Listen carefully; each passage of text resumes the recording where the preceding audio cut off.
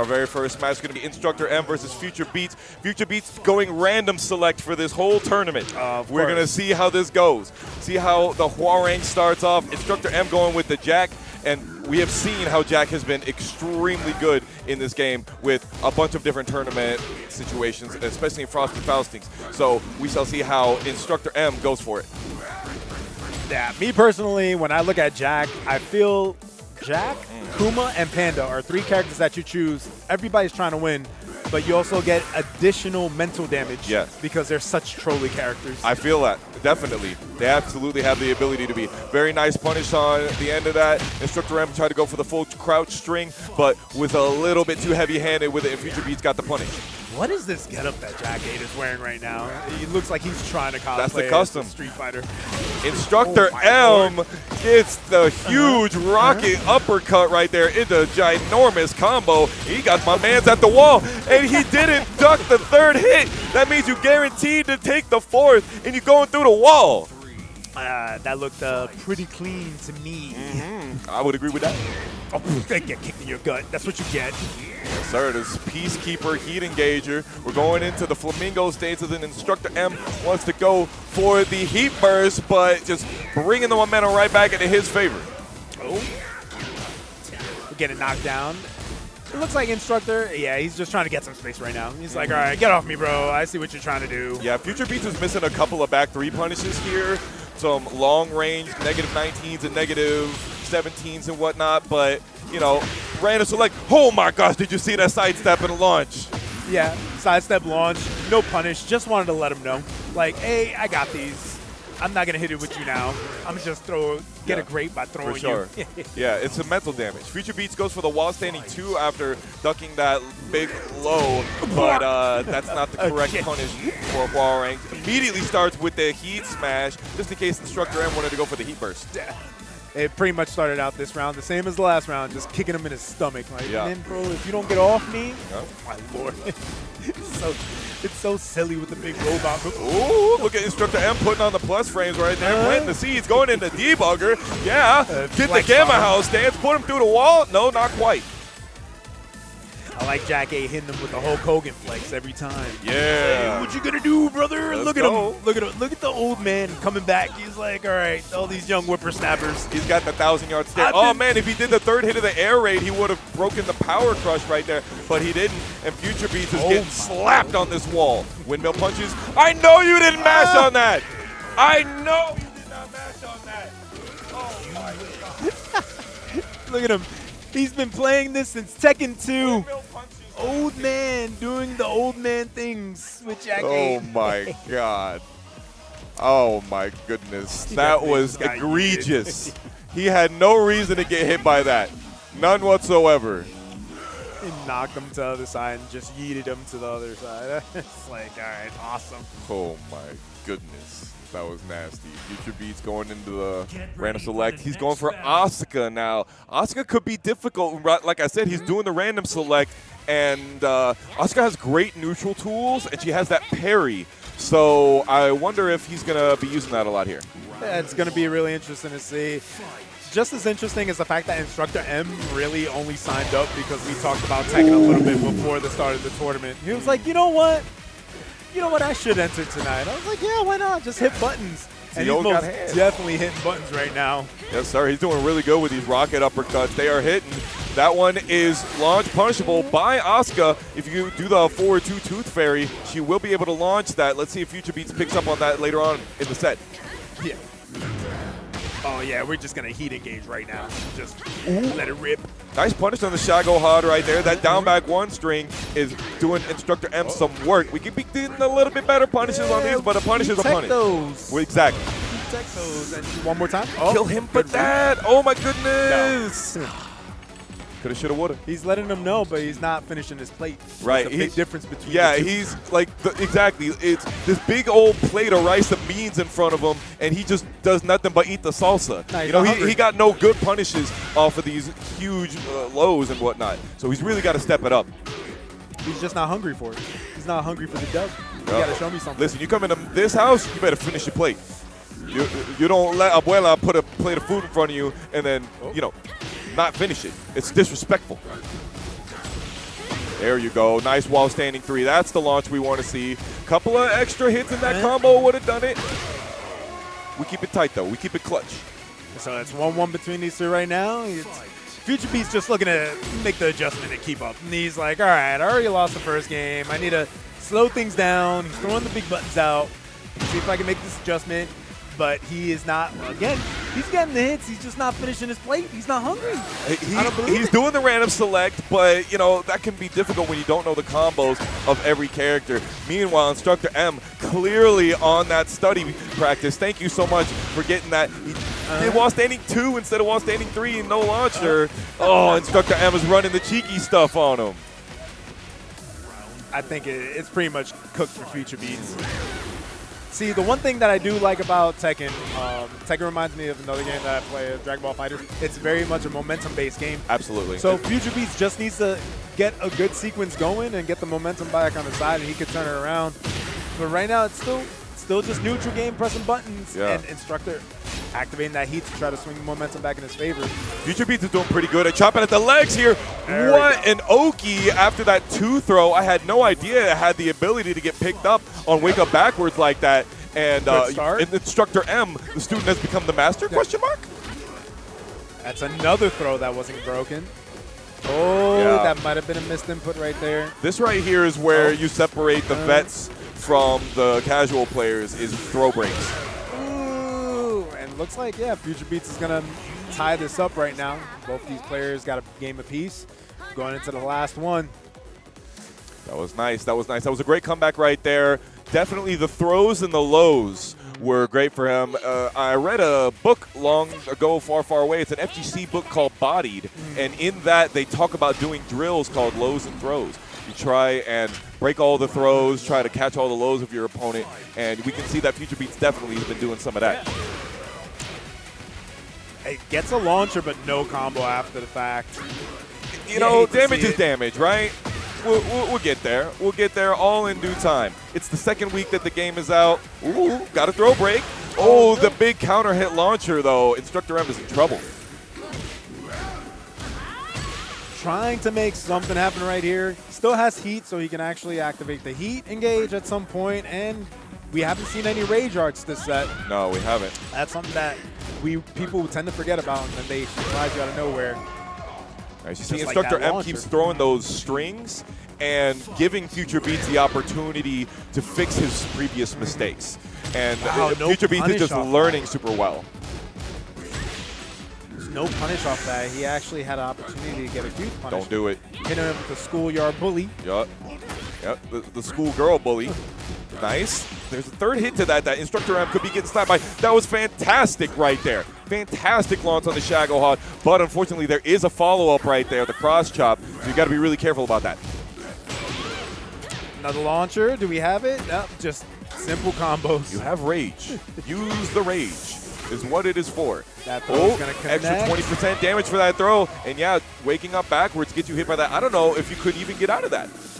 I'm not quite sure. The only thing I can think of is just standing up regularly and blocking. And standing up usually makes it even closer, and like maybe staying on the ground doesn't get you hit. I'm not sure. Oh, he tried to go for the throw while they were on the ground. State. Yeah. In an aerial state even when he gets off of that situation. Oh, dang, Future Beats is on the back foot, but he's got Instructor M with their back to the wall.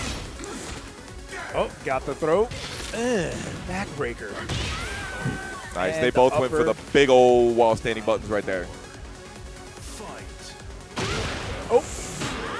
Low launcher. Goes for the taunt boost. Yeah, she points at you and it's like, you're going down.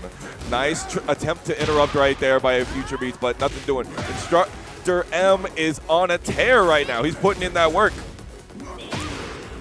Instructor M's discount sector not looking too good, but he gets the hit, got the momentum, going for the extended combo, but it looks like he missed the input. Going into heat, try to get a little bit of advantage. No, nice. Not like this. Just misses it. Yeah, he could have been able to get out of that if he tech rolled, but Future Beats kept it nice and clutch and knows that down back 3 is a fantastic round ender and finishes the set on his own. Great job right there, even with the random select. But Instructor M did really well on his own as well. Like I said, he was like, oh, I guess I'll just go ahead and play real quick. And, you know, he spent a couple minutes. It's like riding a bike. You know, just got to learn. Just got to press your buttons real quick, and it'll all come back to you. But that was a pretty fun set to start off. I really enjoyed watching that set, actually. I had no idea that Instructor M had that legacy knowledge of Jack. He was throwing out some interesting stuff. You know, the full crouch windmill punches into the slap that will make you break your back. You know, he was throwing some full crouch strings. He was throwing the 4-4-1+2. I think he has definitely messed with this character before. Oh, yeah. He was telling me that his uncle used to beat the hell out of him when he was younger with that character. And he was like, I'm going to learn so I could beat him. And then he just ended up picking him up. You know, it's to me, Jack is just a troll character anyway, just like the Bears. So they're good. They're just always funny to watch. Well, see, Jack and the Bears actually used to have a lot of similarities in their movesets. Yeah. Like, for example, they both have the sit stance. They both have the, they both have full crouch strings. And there's a couple of extra things. But they used to have very, very similar move lists. Okay. So, once again, welcome back. We are at the Juicy Gaming Weekly. I'm your boy Joe Rod. I'm about to get up because I actually have to go play in bracket really quickly. But Foxhound is going to hold it down. I'll probably be back. We'll be rotating a bunch of commentators.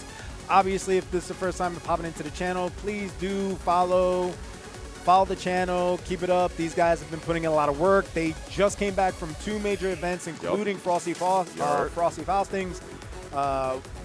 Nice, intimate local scene tonight, but we got some pretty decent and strong players here tonight, so it should be a really good tournament bracket. Totally agree. I'll be back later, Foxhound. All right, brother. Hopefully not go 0-2. It's a pleasure. Even if I did, I'll be right back. All right, brother. All right, next up we got Ultra Boris versus Ryan Hero. Not sure who Ryan Hero Wing plays, but I do know that Ultra Boris, a longtime Lars player. He played Lars for quite a bit of Tekken 7, and he's returning for us. He showed me a little bit of extra business earlier today with Lars. I came out here and I said, you know, I'm not going to enter bracket. I came to learn. I came to spectate, to commentate, and really get the sauce from everybody, because I think if there's one thing that people have been trying to do over the last 2 weeks, it's really try to find that scrub killer mode, that sauce that they can get that ends up winning their tournament sets, you know? So I am keeping my eyes nice and wide open here today. And we have Arena. For those of you that are new to Tekken 8, you liked Tekken 7 action, this is a brand new character. No spoilers on what that character does for the lore here, but absolutely great new addition to the Mishima style cast, and you're going to see a lot of newness going on here. Round 1. Fight. All right, a little bit of button checking, I believe, double checking that our buttons are in the correct place for Ultra Boris. Not sure if they're going to reset the match immediately or go back to quick select. They do still have 60 seconds left on the clock, so we'll see what the homie Ryan Heroing goes for. Also tries to change up the buttons as well. You know, that's rule number 1.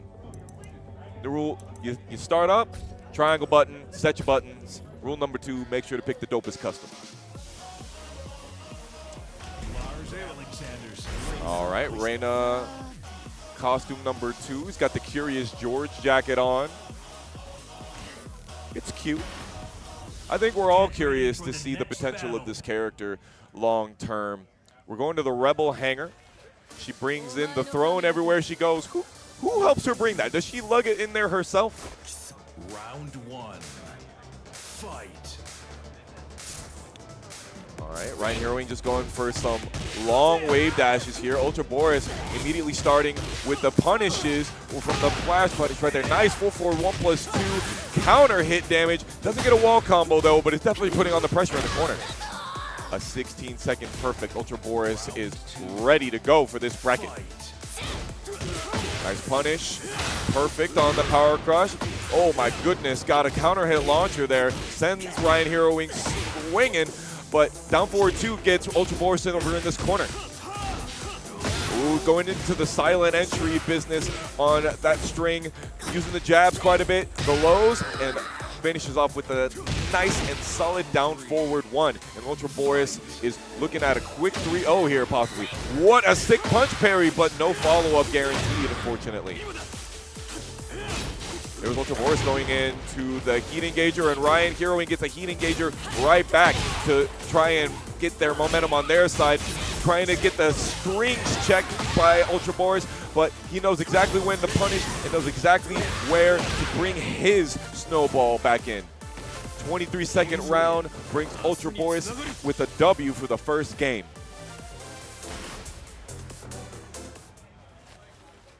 It's a very provocative Lars custom right there. His abs are showing, they're glistening. Another great punish on that power crush. Oh, fantastic whip punish. That Phantom Pain right there doing extra work. Ryan Heroing does not fall for the bait, gets a whip punish of their own, and now is a heat engaging moment. Heat move, and he's just waiting for that third hit to happen. Sentai stands into unbroken throw, unbreakable throw even. Look at Ultra Boris doing fantastically with his down forward 1, poking away. That's 4 rounds straight for the man, Ultra Boris. Okay, uses the Hell Sweep. Hell Sweep doesn't knock down, gets the Power Crush, but Ultra Boris gets knocked down, and Ryan Heroing is on the back foot, but not able, Ultra Boris not able to see that 4th hit of that string right there. A little bit of unfamiliarity, I think.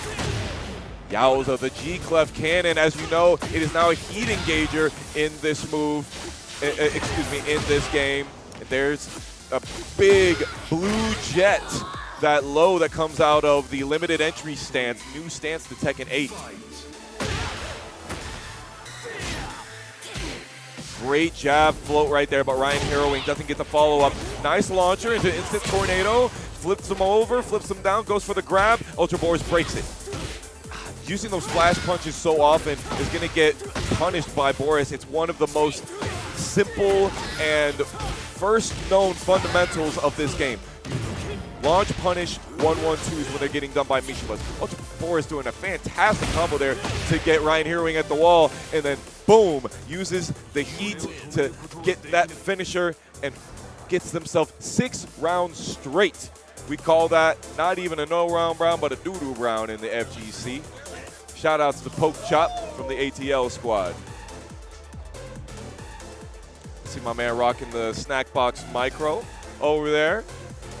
One of the only leverless controllers to natively have a PS5 board on it. So you don't need any adapters or nothing like that. If you guys are interested, I have one of my own, and I love it. And it's pretty quiet on the buttons too if you have those neighbors that are nosy or you got roommates and things like that. I hear some hooping and hollering out there in the pools crowd. Sounds like some spicy tech is going on. I wish I could have my eyes on it.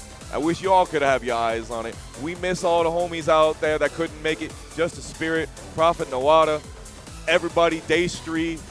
We miss you. We wish you were here. Can't wait to see you all at the Juicy Monthly.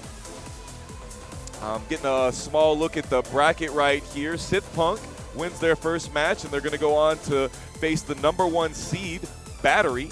Battery, the Jack player, who was able to make it 4th place at Frosty Faustings, and they made it 2nd place last night at Retro Revival versus Slaughterwall, who is a player that I'm sure we're going to be seeing later on. Spartan Chino wins their first set as well, along with Gaps. So we're going to be seeing quite a bit of the usual suspects out here in this bracket. I'm excited. This is our first Juicy back where we get to stream Tekken. It's been Strive and Street Fighter for a while now, but it's our time to shine, baby. We got plenty of business to do. A lot of homework as well. I don't know about you guys, but I've been in the lab 24/7. I got 6 different spreadsheets I'm working on.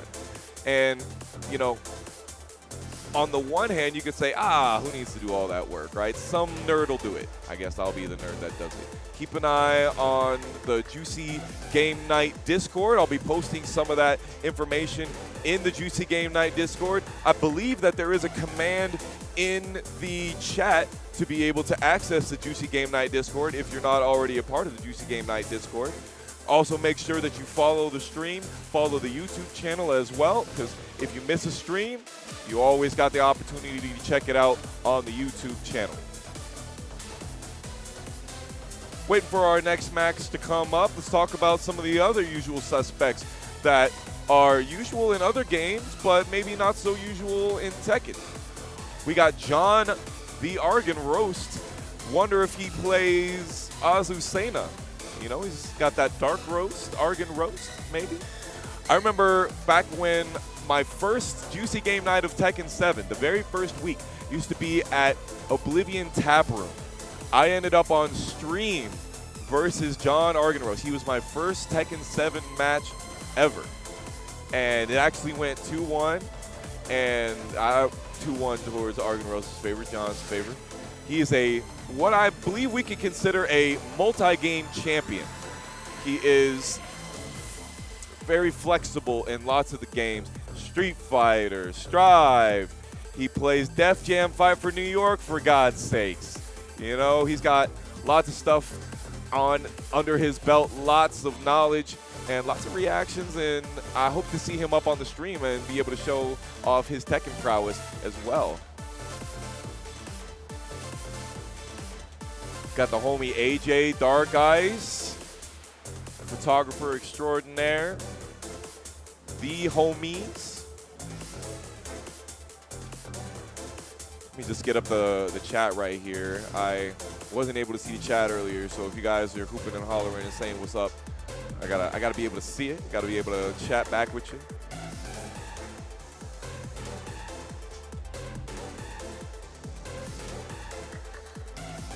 What a beautiful night. What a beautiful night.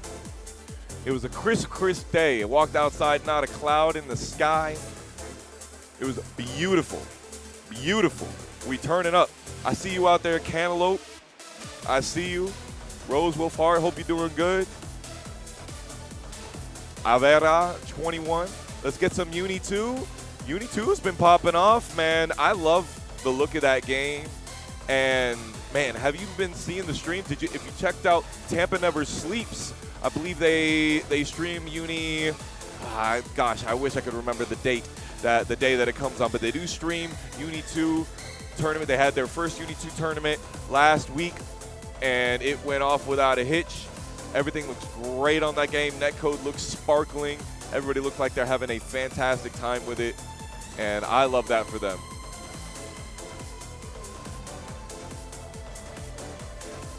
All right, next up we got Gaps versus my homie Joe Rod, who was on Comm Squad with me just a little bit ago. Gaps was able to win their first match, and Joe Rod won their first match as well. We are on the winner's side of the bracket currently. We shall see what characters they choose to play. New game, even if they played characters that were in Tekken 8, characters that were in Tekken 7 before, like Shaheen or Alyssa. Maybe that's not the characters that they want to go for this time. Maybe they want to mix it up, go for Victor, go for Reina, Azucena, or, you know, any of the old squad. Yoshimitsu was looking absolutely sexy in this game. I am proud to say that I'm a part of the Manji clan, and I'm loving all of the tech that we've gotten to see. By the way, there was a patch for this game that came out last night. Couple of bug fixes. Jack 8 is no longer as busted as he was. June is no longer as busted as she were. Dragunov got a little bit of the nerf hammer as well with the Sneak Stance 4. Now, it's still +7, but it has lots and lots of pushback on it. But they still have Hail Slicer, that huge +7 full crouch move. We shall see how Joe Ra goes for it. Gaps rocking with the tried and true, this custom right here. Beautiful Kazuya. Joe Rod goes for the heat burst to try to get their business back, and immediately heat smashes. Oh, still got the damage of the running too, so that was really good. But getting punished, Yowza jumped over. We playing a little bit of that strive, a little bit of that neutral hop. Almost was able to be able to block that hell sweep, but nothing doing. Great flash punch finisher right there into Hell Lancer, but Gaps puts themselves with their back to the wall. Oh, while standing 2, and yes, Joe Rod is getting served up a Punisher, and the Iron Curtain follow-up right there on the throw. Spring kick, going right back. Misses the punish, but Joe Rod steals some extra damage with the low. Nice, finally using the down 2. I think that was the first time we saw it in this game right here. We know that one, that's the Swiss Army knife. And there's that quarter circle forward 3. It's called Sleigh Ride. A lot of Dragunov's moves are based off of cold, and it's called Sleigh Ride, S-L-A-Y ride. Nice little punny, cheeky move right there. Gaps coming up. Speaking of cheeky, he's getting some of these fists right in those cheeks. Electric Wind God Fist doing hella work. Nice. Great whiff punish on the Hell Lancer. And did you see that? Heat Smash made it go all the way to the wall, just touching it, getting the combo. Joe Rod finishing it out with the Blizzard Rush. Excellent job. Whoa, that was an excellent punch parry right there. I love that. You love to see it. No punish on the 1+2. Get off of me. I don't want none of that. Sleigh Ride to get up in your face. That was launch punishable, but Gaps, he's going to run it anyway because Joe Rod didn't get a punish. Ooh, that was excellent positioning right there. Great bait for Gaps, but he's got a long way to go. Tsunami kicks. Joe Rod runs with the heat burst, tries to get this information back, but the Rage Art whiffs. Joe Rod doesn't go for the immediate launch. He doesn't want to go for the kill immediately. Gets the unbreakable throw into the leg, and he gets game 1.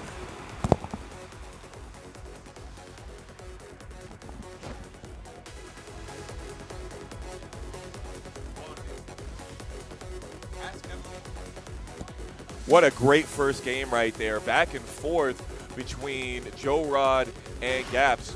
Gaps thinking a little bit before he goes back into the rematch, just thinking about the situation. He wants to stay on this stage. What's up, Bearded Kaiju? Hope you're doing good out there. I see you. We miss you, homie. Hope to see you this Saturday. Didn't get the Electric Wind God Fist punish on there. Snake's Pit is going for Joe Rod. Now, in old games, you could do that cancel into the throw, and you could break it, but you can no longer break it here. So Joe Rod is doing some real fun stuff. Great job right there. A little frame trap. Gets Gaps into heat. Uses the left splits kick. That tornadoes now on normal hit. That is fantastic. But that heat burst put Gaps into rage. Fantastic heat smash by Joe Rod, getting themselves the first blood on this first round. Fantastic counter hit. Extra damage off of that win for the Twin Pistons. Second hit launches, and the Gaps is on the good foot right here. Finally breaks the follow-up on that huge hatchet kick right there. Deadly Scorpion puts you in heat after, puts you in +7 in that situation. So much going on right now. We are swinging. Heat bursts right back. Joe's going into the heat, and heat smashes is going to blow up the wall. Rage Art, maybe? Doesn't need it. Doesn't need it. He's 1 round away from victory. Oh, the backswing blow, the cheeky stuff. Joe Rod's been playing Dragunov for a while here. He knows some of the goodness. Oh, the Swiss Army knife. Boom, no break on the grab right there. I believe that was a counter hit grab. Makes it only 10 frames to be able to break, so it's really difficult to break in that situation. Joe Rod going back with a heat burst. Smash, catching him though, and Gaps finally gets a bubble on his side of the board. Going. Yup, get him on the wall with the Hell Lancer. Didn't get a full combo right there. Joe Rod goes for the immediate while standing 3 after tech roll, but no punish. Slaughter hook puts you into plus frame. Goes for the backswing blow, heat engager. Joe Rod with the heat smash, but Gaps goes for the full crouch 1+2. and just brings it right back. Hell sweep number 1. Scoring that knockdown is huge. Put Joe Rod in the situation where he had to think a little bit, and that hesitation caused Gaps the ability to get this launcher, and he is doing some work here, and he's got almost full heat. Look at that heat smash damage. No punish on the power crush, choosing to go for the immediate heat burst. Doesn't get, yes, he gets a little bit of punish off at the end of that. Going for the back 4 string, down 2, plenty of pressure. Who's gonna take it, you all? Nice sleigh ride. Beautiful sidestep afterwards. Both of the characters in rage. Breaks the throw on the bottom. One more hit will do it, but a beautiful sidestep from Gap was unable to punish the act on sleigh ride. Made it so that it looked like he was going to be punishable, but he wasn't. Just a little bit sooner, and Gaps would have had that. That's a 2-0 for the homie Joe Rod, rocking the Dragunov. Let's go. What a set. What a set. My man Gaps was getting real close there at the end. He was close to bringing it back and giving us a game 3. I wanted a game 3. You know? It's real interesting. My man Joe Rod, he didn't go for that full crouch low, that big old busted full crouch down 414. He went for the good stuff. He went for the legacy business. Went for the tackles, the running twos. Didn't use down 2 very much. Used it very sparingly. They expect it, don't they? You forgot.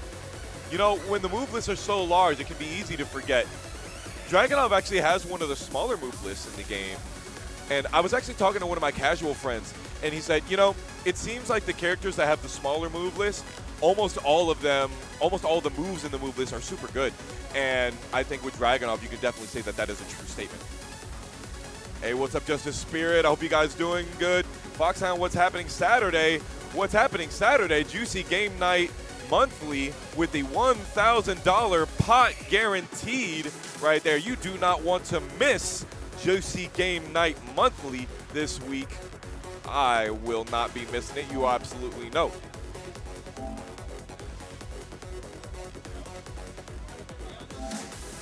Coming up, we got the big homie Slaughterwall. Nico Ni. Fresh off of a victory. A first place victory from Retro Revival, which is a local that we hold on Tuesday nights over in the Central Florida area near Kissimmee. Check it out. The Juicy Game Night Discord will give you more information if you want it. And then the other player that is on the other side of here, I am blanking on the name of the other player who's not Slaughterwall in this set. Let's get this over with. Strider. Ah, yes, Strider. I reckon that he usually has the cap game on strong. That's what was missing right here. Strider usually plays Steve, and it looks like Steve Fox is right back on for him. And we've got mommy issues here. No punish on the big old launcher from the duck stance. Strider will remember that, I'm sure. Nice Hellbringer, just putting on some of this pressure. Sidestep forward 2 will launch. Immediate tornado on counter hit. Oh, he tried to get up. Beautiful side roll. Strider gets the momentum right back in their favor and gets a little bit of extra damage. Nice. No punish on the Wild Man. You ride with the back to the wall against Nina. That's tough. Peekaboo stance, roundabout throw is going to do some real good work for them. Extended duck that's immediately available in heat, and that clinch throw is a 50-50. You cannot see it. You must be able to guess one or two. We'll talk about the situations on that later. Nice rocket punch, but immediately goes way happy with the flicker punches, and Slaughterwall does a huge punish. Nice little trade right there, but the back one, the jawbreaker, the Ed Netty right there, does huge amounts of damage and gets Strider into the victory stance. Nice little delays here. Ooh, couldn't get the Billy Club follow-up. Heat smash immediately. That's going to do a chunk of damage, but it is going to put Slaughterwall into rage. That Hayashida step is going to do some work here. No duck on the second hit. Got caught. It does kind of not telegraph itself very well, so it makes it easy for you to be able to get hit by the second hit. And now we're all tied up. Oh, yes, exactly. A 1 or a 2 break, and you don't know which one it is. One of them can get you a wall splat. The other one can get you 50 damage in the open. We'll talk about that more. Beautiful empty hop into wall standing 1. I love that. Oh, man. Strider getting these pickups out of nowhere. These floats are doing some beautiful work. Nice down jab. Wall standing 1. There's so much meta behind the wall standing 1 of this character, and Strider is doing so well with enforcing it. Oh, yes! The Lionheart stance backdash right there, getting you that beautiful launch on the end of it. Look at that 50 damage combo. Guard break takes the extra damage. Another one. Get him. Touch those toes. A 14-second perfect. That was a Tekken 8 round if I ever saw one. Beautiful work by Strider right there. He's smiling. That was a good round right there. Get ready for the next battle. Bearded Kaiju, you're gonna miss the Juicy Monthly. It won't be the same without you, brother. Fight. We'll do some heinous stuff at the IHOP afterwards. I promise. In your favor. Slaughterwall gets Strider to the wall. Gets a nice 12-frame punish. Are they gonna be able to go through the wall? I'm not sure. Gets the wall splat into the geyser cannon. No finisher on the combo, though. A little bit of, oh, they were trying to go for the quarter circle 4-2, but they got forward 2 instead. That was the problem. But they still kept it tight, even with the scramble at the end there. Slaughterwall takes first round. Oh, no, none of that. None of that. Immediately gets the back sway into the ice pick. Does instant tornado, though, so you can't get another tornado afterwards. Beautiful counter hit Hellbringer. Doesn't go through the wall, though. Strider trying to put on some of this pressure, getting some distance, goes immediately for the running 2, and finally Slaughterwall gets a break on one of those clinch throws. Look again, Strider using that wall standing 4, but, sorry, the wall standing 1. The Slaughterwall using the generic down 4, one of the strongest moves that you can use in Tekken. All right, creating a little bit of distance right here, but Slaughterwall using forward 4 is a beautiful approach tool. There you go, the Sub-Zero slide. Gonna go ahead and glide over to this wall, and now you're in the corner against Nina Williams. This is a problem for you. Oh man, you got hit by the kiss shot. Those guns, they do hella work against you. Heat burst against heat burst. I've never seen that interaction right there. That was exactly trade for trade. Ooh, not quite the whiff punish that he was looking for there, but you know, we take those, we take those. Slaughterwall brings that back cleanly, 1-1.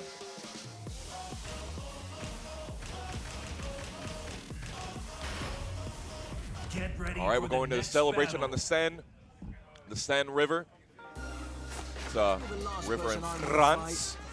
And this is a smaller stage, no breakable walls, no, you know, floor breaks or anything like that. Just good, simple, honest, small Tekken. All right, nice tech on the throw so that you don't take any extra damage off the end of it. But Strider's doing some really good stuff here on the Oki. Oh man, that forward 4. Before the launch, excuse me, before the patch, that would have guaranteed sidestep 2 in that situation. 6 now though. Strider not punishing the Blonde Bomb with the Sonic Fang. I wonder if that's intentional, if they're going for something else cheeky. Running 2 is definitely on Strider's mind. Beautiful tip range punish right there. And just in Steve Fox fashion, only gets the first hit of it and the second hit whiff. So he would have actually died if it didn't kill. Nice QCF2 right there. Gets the knockdown. Rocket punch. Rocket piece. Slaughterwall trying to fight their way out with some of these lows. The peekaboo throw, though, putting you right back in the corner where you belong. Albatross spinning off you, and we've got the Rhyme of the Ancient Mariner here. A curse has been put on Slaughterwall. Beautiful ice pick to start off the round, though. Wiping the floor, nah, these decks are clean as it is. Strider going for the throws here. Beautiful punish. I'm not sure if that's -12, but my man here knows. Slaughterwall gets the launch punish, or excuse me, the launching finisher on that string. Slaughterwall maybe got the read that Strider was going to duck, gets a huge combo off of it, and Strider is doing some backpedaling. Slaughterwall gets around on the board, trying to make this comeback happen. Beautiful, beautiful reaction on that button right there. Another clinch hit. That's the 2 right there. If you don't want to get hit by that version, you break 2. That's 50 damage out in the open. Oh, going in for the 2 jabs here and some of the flicker. Slaughterwall don't really want to come in, though. All right. So he got the grab with the elbow. Feel that pressure. Okay. This better? Ooh, you got hit by the Siren's Kiss. And now he's getting juggled. You get maybe the Rage Art? Nah, Slaughterwall wanted to make another guess right there. And gat. You got. Shot him in the face. Final round here. How we're going to do it. He's starting strong with a low. That kickback. Strider going for just a little bit too much of that keep out right there and getting himself in trouble, getting him launch punished. Gotta tackle them ankles. Yup. Yeah, Strider is definitely getting his ankles touched right here. Got counter hit by the Hellbringer, slapped up on the wall, tornado, and the Tornado of Souls has split you in twain. Slaughterwall takes that game and that set. Nina beat the crap out of that damn Steve. Well, isn't Nina technically Steve's like mom? That is correct. Supposedly? Yeah, that is correct. That was a true whooping my son's ass moment. Yeah. When we started the set, I was like, there's mommy issues happening here, right? Full on. Full on mommy issues, dude. Yeah. That was crazy. Full on friendship. Yo, speaking of full on friendship, we got the homie out here. How you doing, my man? Good, bro. How you doing? I'm doing great. You know, I remember the first time I saw you, you were running bracket at CEO. And I think you're one of the mainstays over there, man. You always helping out over at Yeah, the funny thing is I could disappear in a day. All I gotta do is cut my hair and like trim my beard, and then no one will ever see me. That's fair. I can literally just blend. I got stomped in the tournament though. Yeah, I haven't had a lot of time to put into Tekken 8 yet because of work and stuff like that, but just watching all like the news, I'm surprised I haven't seen too many shenanigans yet. Yeah. I got beat by Victor, and then I got beat by Kuma. So Kuma? Kuma. Ooh, who played Kuma? I forgot what the dude's name was, but Kuma throwing that ass back. Point him out to me later on. Yeah. We'll figure out because I know he played one Andre. thing I love is watching some Bears. Yeah, no, I know he played Andre the first round, and him and Andre went down to like the last match. Okay. Yeah. Okay. Andre's out here playing Jun. June. Oh, Jun, yeah. June. Super strong character. You have, these numbers might not mean much to you. There's 175 damage in Tekken. Every character has the same amount of health. She has a 10-frame, 36 damage wall splatting punch. That's the one where she teleports and just jabs you into the wall, isn't it? Nah, she goes like It's called Divine Exile, but she can do ridiculous damage off of that, and she can do it from crouch too. So like you could pretty much just make that your staple Punisher, up forward one, bam, slap the shit out of them, and then 36 damage into knockdown. It's ridiculous. That's wild. That's only one of the reasons that she's such a great character. I think that didn't they make like all the Mishimas like super strong in this one? Like all of them are really like pretty good. Well, the fact that you can get free electrics in heat is like pretty massive, because there's none of those execution errors. It brings up the skill floor a little bit, you know, because a lot of people are like, I can't play Mishima, I don't got electrics like that. Well, you don't need to have electrics like that necessarily. Yeah. Reina, though, the new Mishima, she has the shortcut. She can do the shortcut. Right. They did really great things with her, and they did a lot of business for that. Battery versus Heist here. This is going to be a historic one. Battery had a couple of sets against the Devil Jin players over at Frosty Falcons where they came in 4th place. Oh, so we'll see what they learned in that set. Nice. Haste just whiffing and Battery letting them do it. Just like, go ahead, you're going to have to come over to me. Look at all this health that I got. Yeah, and then you also had, he was trying to close the gap, but got kicked in the chest while trying to do it. For sure. Yeah, Battery going for the Gamma House stance a little bit. There's the Morning Crow. You cannot interrupt that that version of the Morning Crow right there. It is negative 14 on block, though. So if you blocked it, you would have been all right. Damn. That one is jab interruptible. That's power, excuse me, that's +8 on block. Okay. Crazy stuff. Okay. He's kicking him all the way halfway across the screen, and then you got Devil Jin with the grab, and then just breaking the floor. Well, he gets the round. That was a hard floor break, too, which means that they had to have done 2 floor breaks to be able to get to where we are right now. And that unblockable that happened is a duckable unblockable as well. The Battery tried to sidestep it, but it didn't work out. Doesn't it? Yeah, a little bit, a little bit. It's like a lot of unblockables. It tracks a little bit. Big floor break combo into some extra damage, going for the Oki, and Battery trying to test out the throws, trying to see what this guy knows. Guaranteed damage off the end of that steel pedal. Beautiful float. Maybe he wants to go for like Rage Art here. Nah. What's to wait for it? He probably wouldn't have been. Would he have been able to get the kill off the Rage Art off of that one? Nah, no way. But you know, maybe the guaranteed damage, the you know, the little brain break that it gives you. Yeah. Ooh, that button is so good. You cannot step that button, and it gives you an automatic heat engager on counter hit as well, as you saw. So they're both in heat at this point. But Battery definitely with a life deficit. Yep. Now, is he going to change it? That's the real question right here. Yeah. Oh, goes for the up 4 in the fly stance. Battery went for that low string, the pulverizer, but was a little bit too cheeky with it, a little bit too predictable. Careful with that. Doesn't go into Morning Crow stance. Battery was respecting the Morning Crow stance transition. You can jab them out of it, but they chose not to go for an actual option and just wait and get that low. Because they thought that they were. Yeah, I guess that's the safer way to get it then. Yeah, because there's no reason to duck the Morning Crow stance. There are no highs unless the opponent is in heat. And then he's got an unblockable high command throw. Yeah. But they weren't in heat. They didn't have heat, so there was no reason to duck. Okay. But they got out of the stance, had a little delay low, that caught him. Okay. Let's see where we're going to go from here. So he's putting the pressure on him, keeping Battery against the wall. Yeah. Is he going to get that wall damage? Oh, nice. Ooh. That was beautiful right there. Did the Gamma House stance parry to be able to get the charged up version of that Gamma House stance, but we're in a little bit of trouble here all over again. With the grab breaks left and right. 3 in a row. I love it. I love it. This is the stuff I love to see. I love to see when people are on point. Oh, another one of those Gamma House mix-ups. I love it. So when you do the 3+4, the Gamma House stance, and you absorb an attack, it charges up 2 versions of the attack and makes it more powerful. That's ridiculous. But the power is just Now what's he gonna do now that he's in Rage Art? He's got Rage Art and he's still got a full heat engage heat meter. Yup.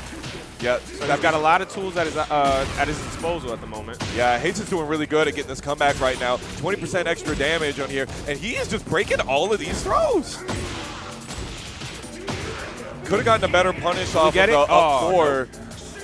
Nice. Ooh. He went for the dive kick, the back swing flow dive kick. Did he need that? I don't know, but he got it. Yeah.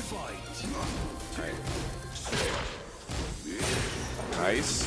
Okay. Beautiful read on that. Saw that Battery was doing a lot of those parries and then went for the throw, which is unbreakable if you do a parry. All right, now what's he going to do? Oh, and he whiffed that. And now he's eating it. Is he going to take the round with this? No, not. Oh, is he going to take it to the wall? This is going to definitely take it to the wall, though. It'll do a lot and get good Oki, but Battery is in rage right now. Oof. Doing so good. Hayes is doing so good with delaying this situation off of Morning Crow and trying to take some of this extra business. He's now in heat. What shall we see come out from him? 10-frame heat smash. If that was punishable at all, you got punished for it. Man dropped the entire sword on him. Oof. Ooh, the down forward 1, doing good work right there. Hayes does not want to try and have Battery take this back. He wants to win this set now. He wants to keep his match lead. but will he make it back from this 2-1 round deficit? You're +8 right there, but Battery went into the heat first anyway. Beautiful. Okay. Parry to parry to parry. We are getting thrown out here as Now well. we're seeing some throws. See, that throw was guaranteed because they tried to do the parry. Boom, heat smash. And you get blown up by those missiles, and Battery ties it up. Battery's going to do it. He's showing that promise from Frosty's. He's showing what he's learned. But is he the only one that's going to actually be the one to keep it going? Or real quick, I want to just politely correct you real quick. They, them pronouns. Okay, my bad. Okay. All good, man. All good. You don't know. It's all good. Next battle. On the Coliseum of Fate, huge stage here. So we're not going to see a lot of walls. Devil Jin has Oki pretty much everywhere, though, so I imagine that's why Haste went for this. Okay. Nice. That hit confirmable 10-frame punish right there. There's a lot of work. Windmill punches. Nice jab right there. Battery getting hit by the steel pedal. New move for Tekken 8 right there. That was a little bit interesting. Doesn't get any of that pressure. Battery get heat bursted right back. And look at all the chip damage that they got taken on, and then just had to lose that round because of a couple lows.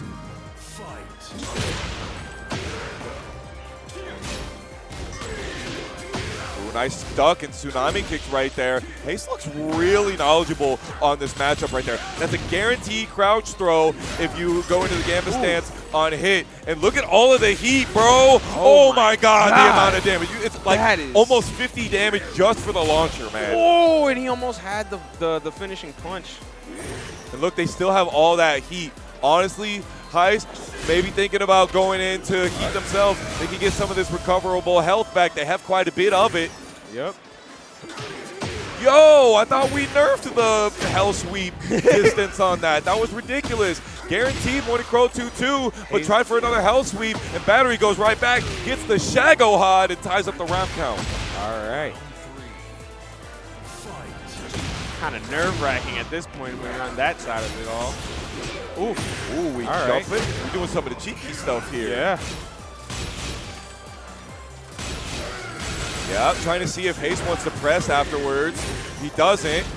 Goes for the chip damage, tries for throws. These guys are doing so good at breaking throws. It's ridiculous. I haven't seen this many throw breaks in quite a while. Haste just had barely enough heat to make that heat smash happen, and it hits from range 4.5. You cannot whiff on this character when they have heat. Battery, with the rage though, maybe gonna get the opportunity to take this round back. Are they gonna do it? They're basically even in lively. Are they gonna get it? Are they gonna get it? Sick. Let's go! Beautiful read on that right there. The railgun of death. Oh, yeah. With the pause. Shades of Metal Gear Solid 2 right there. Fortune was not in your favor. Not at all. Okay. More throw breaks. Let's go. Yes, sir. Nice with these down back twos. Ace is doing really well with catching these claw lows, and Battery just not watching their toes. Ooh, more throws. Gets the tsunami kick punish. Oh, no. Is he going to get the heat engager? He keeps trying to throw that chain. Battery's breaking the chain, that though. Chip. Oh, my Broken God. plate to finish down 3. And we on another final round, dog. The final. Who's going Block to take that it? Is it going to be transition. Battery or Haze? Yep. Battery has stopped doing the power crush or float possibilities. Nice 4-3+4 and an immediate crouch throw. Runs up to try to keep the momentum, but Haze gets the flash punch and just brings it right back. Another one. You're not allowed to duck there. Maybe tried to interrupt, tried to go for a parry or something. Not sure. This is your last throws, but you tried to get up, and unfortunately, apparently, that's a back roll catch. That's crazy. I didn't know that was a back roll catch. I didn't know that either. Dude was just getting out of bed. He was waking up. Yeah. Woke up again, punched in the face. So a big difference with Tekken 8 from Tekken 7 is holding back can get you hit by a lot of stuff that in Tekken 7 it wouldn't have got you hit Yeah, by. because you were safer Right. because just standing straight up and holding back. Yeah, you remember back in the old Tekkens, you would actually back roll Yeah. if you held back, and that was really bad. Yeah, because you can get like Steve Fox players with just like the overhead every time you try to roll back. Yeah. Which kind of pushed a lot of people to roll either to the foreground or the background. Right. And then now, not a lot of people do that Yeah, either. So right. it's like a lot of like just stand up straight where you're at. But I like how Jack does the kick roll back. Like I'm gonna kick you in the ankle so I can roll back safe. Yeah. Yes. The toe kick. Yeah. That you have what we call recovery kick sometimes. Mm-hmm. Yeah. So I think that stuff where Steve players do the full 4-2 and then would bound you on the back roll. That was kind of heavy on getting damage, and now we've kind of tampered it back a little bit in this game. Though some characters do get tornado spin, they can basically get the same thing that you got back in Tag 2 on certain moves. Though of course most of those moves they're like hella negative if you block them. So if they stand up straight and block them, you can die for it. So it's like a pretty decent mix, pretty decent balance of that right there. Ooh, we got the man Ultra Boris and John, the Dark Argon roast right there. I don't care what anybody says about John. This man sits around and just plays characters that look exactly like him. Oh yeah, you think he looks like Victor? He got similar facial hair. Look, we dye John's hair white. Yeah. We put him in a suit, and we get him to start speaking French with a sword. Man's walking around as Victor, and then all he got to do is get rid of the sword and change his outfit, and then boom, he's JP. Ooh la la. Yeah, same. Yeah. Damn, you're right. You're right. Next battle. All right, now Victor is an extremely strong character in this game. They have not patched out his 1+3 grab, which is a 14 frame break, which is 1/10 of a second less than any other break in the generic throw. So if I was John, I'd run it. There's money in this bracket, Yeah. I mean, then you also got Lars, who has like that, like you were saying earlier when we were watching pools, that tracking mid. Yeah. That low crushing tracking mid, right? Yeah, it's good too, and it's like plus. It's like nasty. Ooh, big old wall standing one right there. He's going and doing some teleportations. Doesn't quite get the wall, but this man is in the corner. Got him in the corner, and Lars hits him with the heat engager, trying to push away from the wall so that he's not bodied in the corner. Nice. He did get a decent punish. That's -16, and Ultra Boris gets himself something good there. Beautiful finisher right there. It's really important to get that first round in these sets versus players like John Argenros. Like, you do not want them to have confidence. Yeah, you don't want to let him get you don't want to let him build up steam, because once he gets going, John's a monster. Sure. Speaking of which, what a monstrous hit Ultra Boris did right there. 4-4 neutral 4-4 1+2 counter hit does huge amounts of damage. Look at all of the recoverable health on John's side. Beautiful punish on the down forward too. And Ultra Boris just keeps chipping down Argon's health and is going to go on the final round. And if I'm not mistaken, the only way to get recover that health is through heat. No, you can recover the health by successfully attacking your opponent or getting your attacks blocked as well. Okay. And you can do heat. You can do heat burst and get health back. Okay. So that's one way that you can get health back. But it's all about aggression. You get that back by doing some aggression. Man, the counter hit running taser right there. The ridiculous amount of damage right there. Blue Jet goes and brings Ultra Boris in the favor of the wall advantage, but he misses the combo after the wall break. Ooh. And first game goes to Ultra Boris. Now, how's John going to come back from this one? I don't know. I feel like he was doing good. I feel like he was pretty good in control, but when Ultra Boris put his situations on the table, he couldn't cope. Nah, not at all. Nice round start G-Clef cannon right there. Oh, he didn't hold forward. He could have got heat dash off of that into combo. Here we go. There we go. There he held forward. But I guess that version, so some heat dashes will allow you to get combo, and some only gives you one extra hit off of it. You got to know which one is which. And you got to know your situations and when to use them and stuff, too. The last thing you want to do is use your heat dash in the middle, and then you just don't have any follow-up. But if you use it against the wall, you can at least get the wall splat and then get some additional damage, especially on this stage where you can just get all those, like, breakable walls. Yeah, right here, as you say it. Speak of the devil, and he shall appear, as they say. That is not safe. That is -20 unless he's in heat. So Ultra Boris letting Argyros get away with a little bit of murder here, but he is putting on some pressure heavy right now. Both of them in rage. Argyros does the wall standing too. It is only a counter hit launcher though, so he couldn't get everything that he wanted right there, but bubbles on each side. He got the round. Yup, he did get the round. Yo, the running taser is so good. Lightning screw whips in the air. John doesn't get the punish. Another G-Clef cannon straight at him.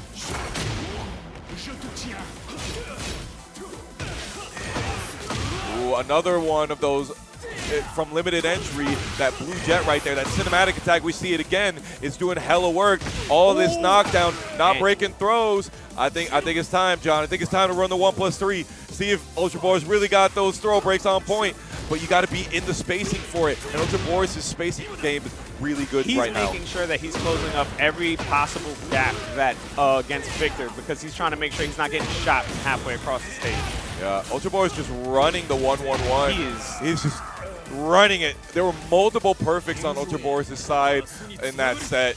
And, you know, when you're in heat, your heat engagers become heat dashable. So that 1-1-1 that he was doing to get a lot of those counter hits, it's like -14 or something. It's like not a good situation on block. But if you hold forward when you're in heat, it makes it plus. You're like +5, but you spend the heat. So it makes your more risky options safe.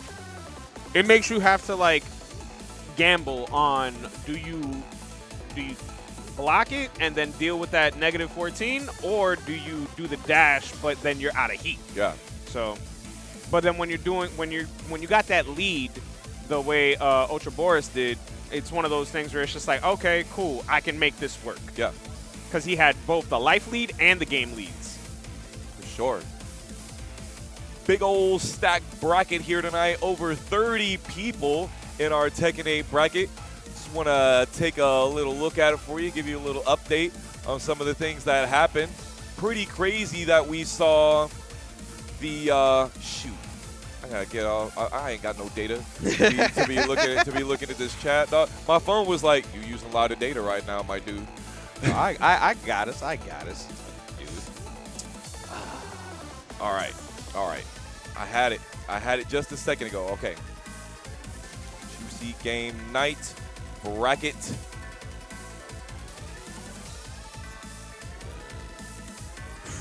Man. Heist and Spartan Chino about to come up. That Devil Jin player that we saw. Spartan Chino's the one Victor as well. Spartan Chino's the reason why I'm sitting in this chair. Oh yeah, he's been putting in some work on Victor. You know, his Victor was really good. The thing was that I gave him too much space. I gave him as a Steve player, I gave him too much space, and anytime I was trying to close that gap, he made me pay for it every time. He played a little bit of Steve too. I think that's his secondary in this game. So I didn't know. He knowledge checked the shit out of me then. Well, Victor's a completely new character, so you're gonna get knowledge check. Everybody's getting knowledge checked by this dude. It's gonna be. Tekken is one of those games where you got to do your homework. I got to have a little tenderness. Yes, sir. You already know where I'm going. Yes, sir. All right, we are now in top 8 here. This is a top 8 winner's side match. Okay. On the other side of top 8, we'll have winner's side will have Slaughterwall and Ultra Boris. You saw them earlier. Slaughterwall making it on to top 8 with a victory over Dr. M, a 2-1 victory. Dr. M having a pretty good run himself, beating Dark Sage. We'll see how that loser's run goes for him. Let's see, Joe Rod getting taken out by Spartan Chino, 2-0. I guess the Dragunov was 2 Tekken 7. He was doing a lot of Tekken 7 stuff in there. It's not that it's bad Tekken 7 stuff. Dragunov was great in Tekken 7.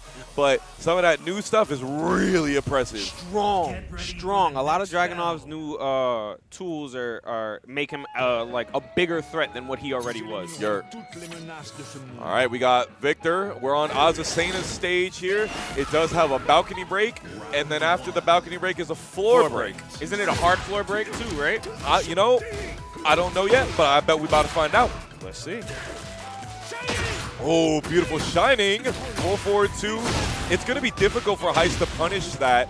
It is negative 16 on block, but you got to be pretty tight for that for the distance that it is. Beautiful down 4-1-1. Doesn't want to take the plus frames. Even though Heist is in the corner, he wants to keep him in the corner. You see what I was saying right there? Exactly. He tried to do the punish. He did not. He was not ready at all to get that punish. Not at all. And we didn't even get the wall break yet because it ended the round. Yeah. Woo, my goodness. So Devilgen used to go in a fly stance on block, but he now only goes in a fly stance on hit in there. Thank you so much. Well, there's that big low, down back 4. If you've played this game, if you played a Victor, you know it is difficult to deal with. He dash on that. Normally that Morning Crow stance attack is unsafe, but in this case it wasn't. Oh, nice heat engaging power crush right there by Spartacino. Spartacino's now in not just heat, but he's also in rage as well. So that damage he's going to be doing is going to be kind of ridiculous. Yes, Ooh. sir. 20% And he's more throwing it damage. out. Ooh, And it's you know, blocked. it could've worked. Double lift kicks, punish right there. No need for the fancy stuff. No need for electrics. Spartacino with a big old smile on his face, even though he just lost the round. You know, we have fun out here. Yeah, exactly. That's one of those, yeah, you whoop my ass, but what I'm about to do next is gonna fuck you up. Yeah, he said I had a round to play with. I felt like playing. Ooh, there it is. And so I think that was a hard floor break Okay. right there because I believe I saw a floor breaking move happen earlier. Ooh, the corpse crusher on the end of that. Look at all the chip damage that Spartacino is taking. But you see how he's doing the attacks back and he's getting some of that heat back. Some of the health Now back. is Hayes going to push him into the wall and get those skulls to pop off or no? That's the next part. Ooh, he blocked the gat right Let's there. go. The running taser. That's a shocking situation right there for Hayes. Spartacino on set point, or game point. Yep. 6 sidestep right there. Hayes gets the heat engage nice and clean. That used to be unsafe, but now with the laser, he's much safer on that. Maybe he can get punished right there. Maybe that looked like a punish to me. Didn't look like he could block out of it. Big wall standing 2 counter hit. Spartacino and Hayes both basically in the middle of the stage. He got slapped again by that. Nice. Hayes seriously knows this matchup. Okay. Nice. Goes for that. No punish on that. It's like negative 20 something. You gotta try to punish that up forward. Beautiful rage art right there. And he caught him with it. Okay. Victor out here with the rage art. He's getting ready to burn. And Spartacino with the match.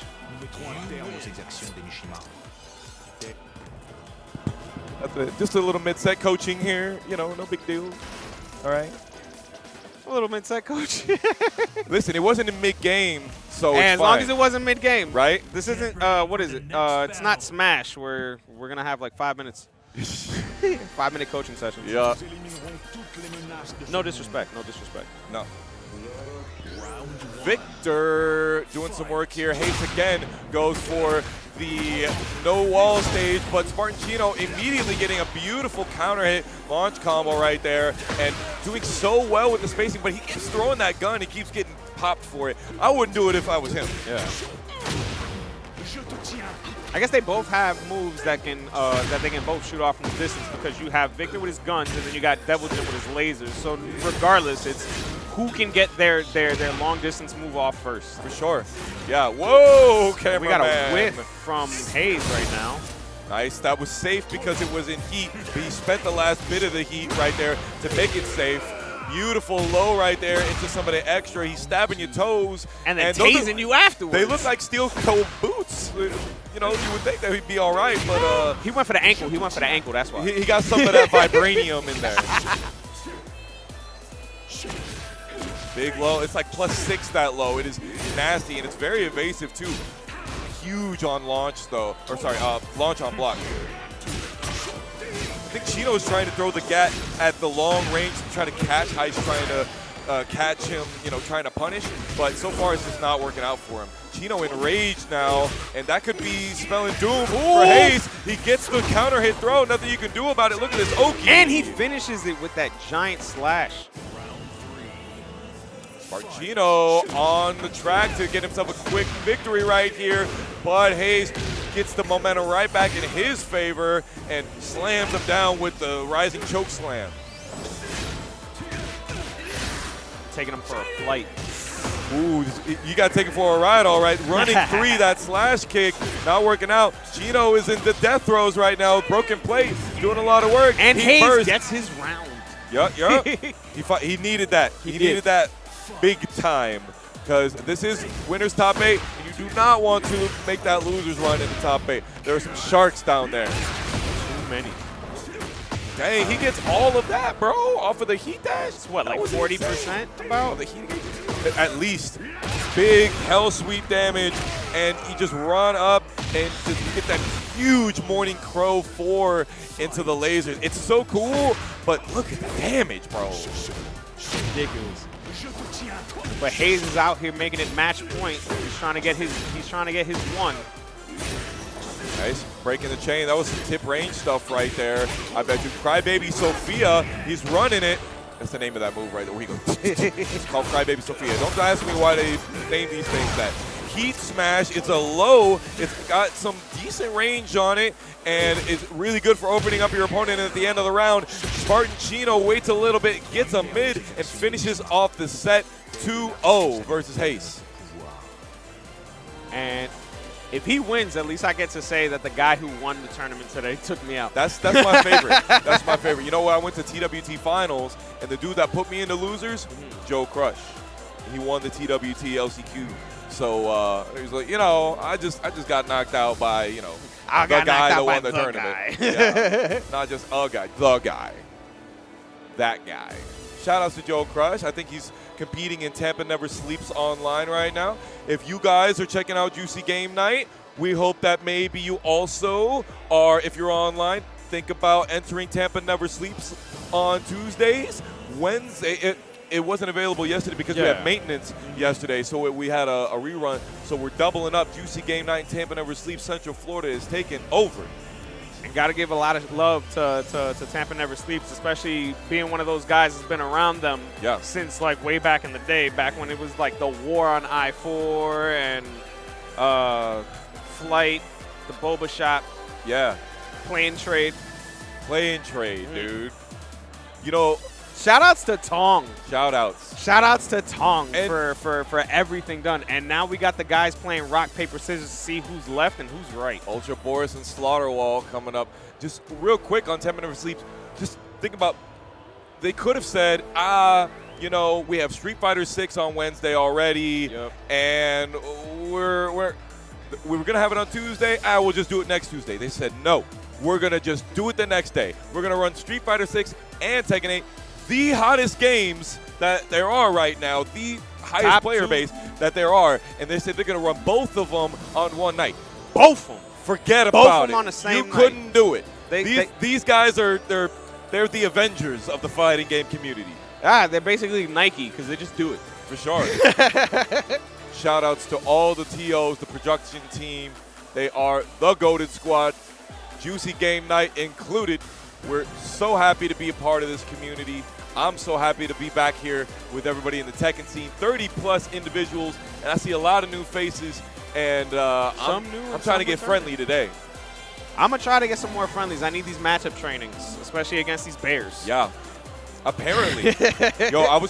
So I've been doing a lot of labbing because, I'm a commentator, and I got to know as much as possible to be able to give it to the people as plain as possible.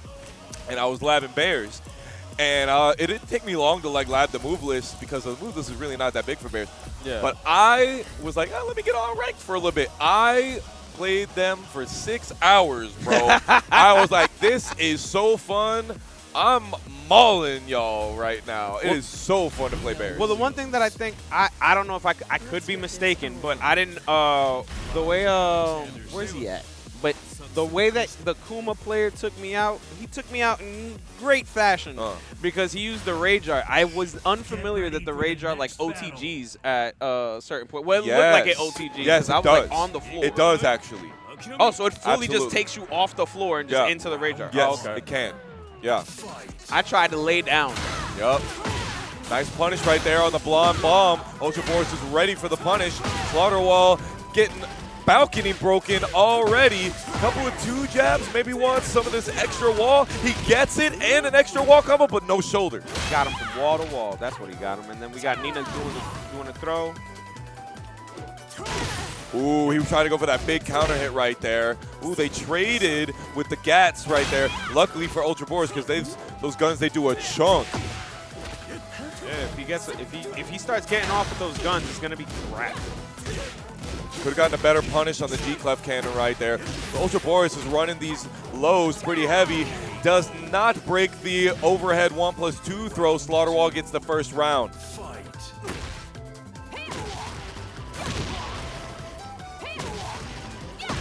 All right, doesn't get to wipe the floor into shut up follow-up, and as a result, scrambled himself and got arc blasted, floor broken. I don't think we're going to a wall, are we? Oh, look at this mix though.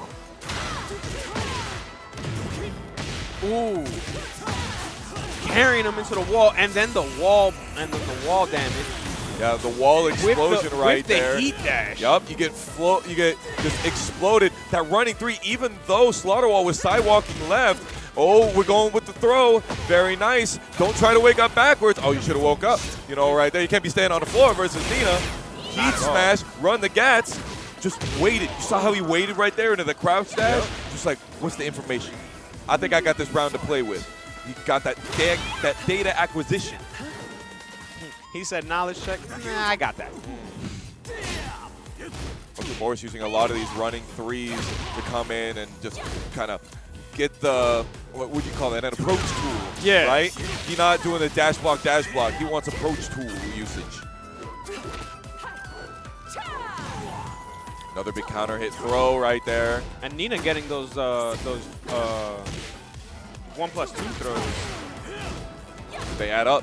Especially with your back is to the wall where you are guaranteed to take extra damage. There it is, running 1+2, caught Ultra Boris, waking up backwards. Slaughterwall got caught though. He's got caught mashing into the Rage Art, and this is going to be counter hit, but it didn't do as much damage because I guess he was aerial or something. He could have been in the air.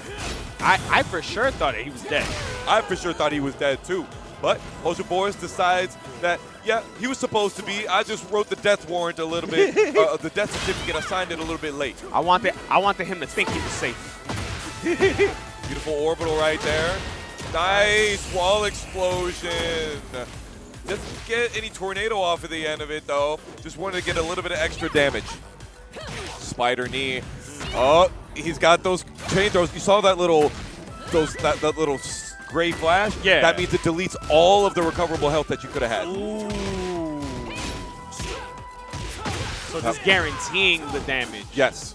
Yeah, exactly. With no whatever recovery. chip damage that you were doing, and Nina does a lot of chip damage, Yes. she just deletes all of it from your possible health pool. Beautiful final round we got coming up here. Good lightning screw launcher, the Hail Marys, and the running wall 3, explosion. exploding again. Go. And we got Oki. We're touching those toes. Even though we were off of a 90-degree axis, we touching those toes. Ankles and them kneecaps ain't safe. Oh. You got Nina saying, hey, you know what? I can do a wall explosion too, and I'm going to take you wall to wall. Sure. And he Hit got it with that the blonde because bomb. Ultra Boris was running on the floor way too much. Ooh, that's all guaranteed on counter hit, bro. So the fastest move in Tekken is 10 frames. That's a 16-frame low counter hit string that guaranteed on counter hit. Ooh. And you know, if you think the opponent's going to do like a jab string, Yeah. that's a really great button to use. And you saw that he even did a freaking wall explosion on the end of it. Got him with the wall explosion. He made sure to close the gap, and he made sure that, hey, you know what? I'm going to just take the round. I'm going to take the match. Yeah, yeah. Very, very smart choice of attack for the end of that round right there. But Ultra Boris, once again, goes for the large stage. Slaughterwall is mixing up quite a bit with forward 4. This, like, it's kind of like a little cartwheel that he uses to come in. That's it, right there. So there's so many options that you can do to go out of that. You can go into sidestep. You can go into a second button. So the mix opportunities are very real. Now we got Ultra Boris in the rage, and then we have Nina just literally just taking the match by shooting him in the face. Yeah, Ultra Boris got caught, again, trying to use approach tools, and Slaughterwall just being ready. Speaking of ready, he was ready to delay that third hit and get a Geyser Cannon follow-up. Took a huge amount of life off of Ultra Boris. Another chain throw. That's the 1+2 break right there, and he woke up backwards.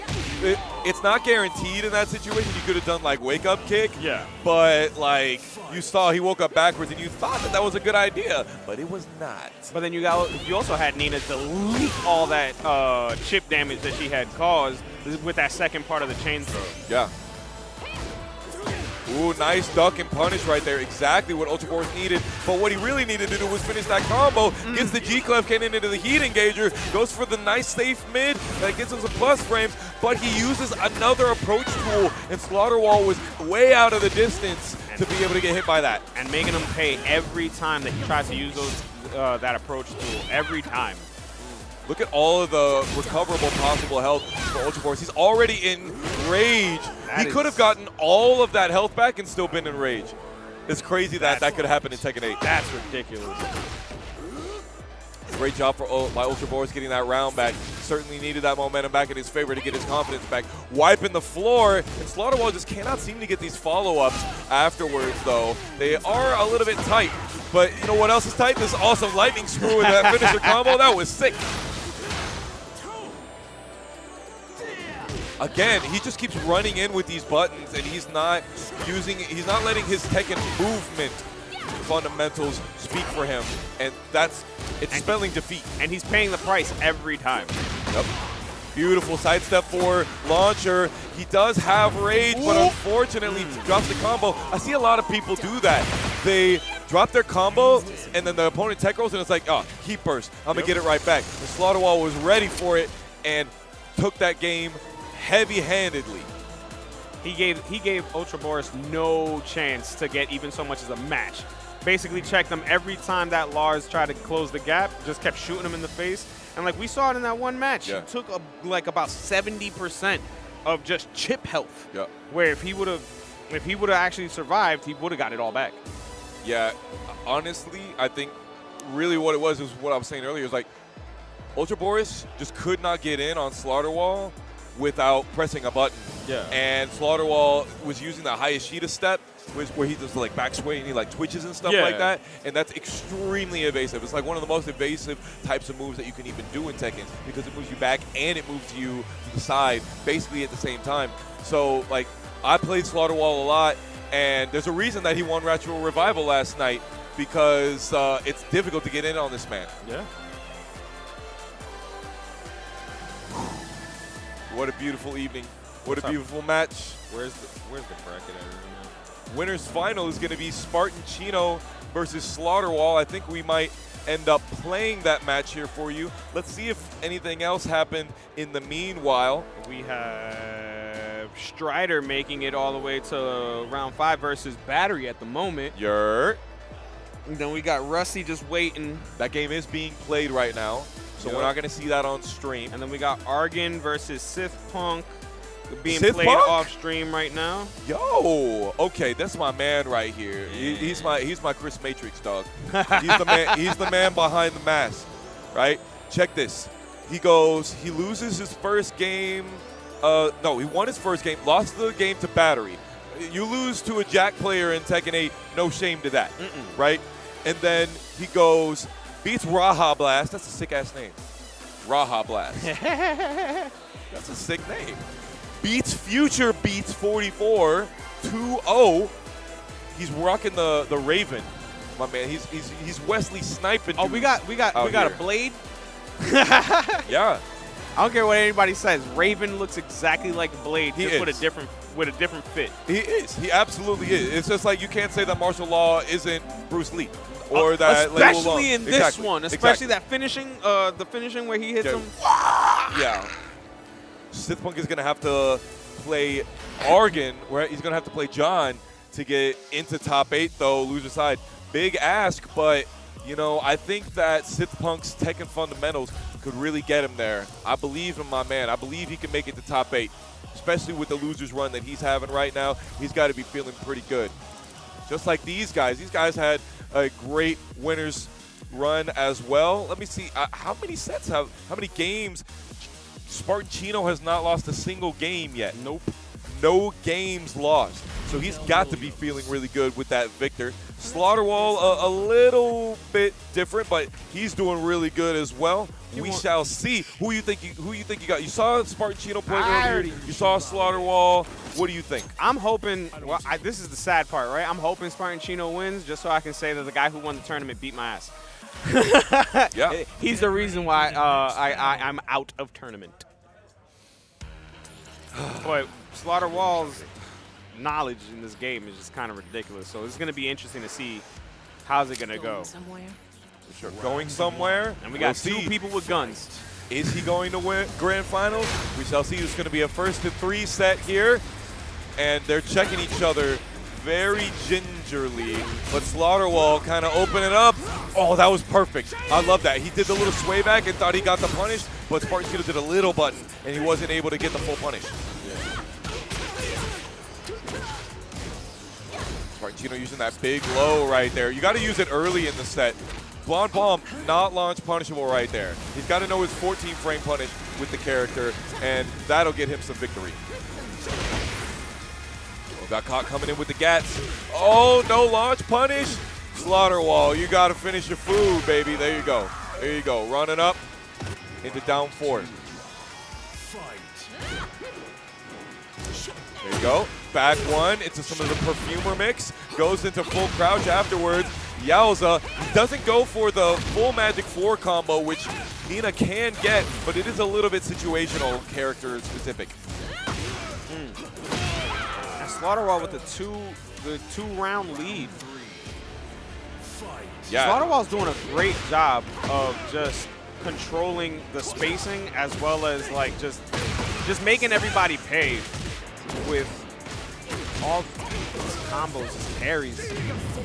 Yeah, I think that his 4-3 right there was actually a true punish, but I guess it was a little late. But Chino went and ran it, got counter hit. Nice duck right there. Could have gotten a better punish. He did wall standing 2. He should have done the wall standing 1, but maybe the distance wasn't right. Chino is enraged though. Still has the opportunity to bring it back, but the generic down 4-1 gets Slaughterwall 3 bubbles in a row. And now with Slaughterwall being the first person to give Spartan Chino a loss, let's see how this changes his momentum going forward, because is it going to be something that he's going to actually be shaken up and end up on the loser side of this, or is he going to just, you know, stage select, collect himself, and then just, you know, run it back? It's going to be interesting to see. Yeah, definitely. Now, Slaughterwall has had an advantage, and that is that Nina has been in the game since the very first demo. Yep. So you have had all this time to learn the changes, learn the combos, get that muscle memory.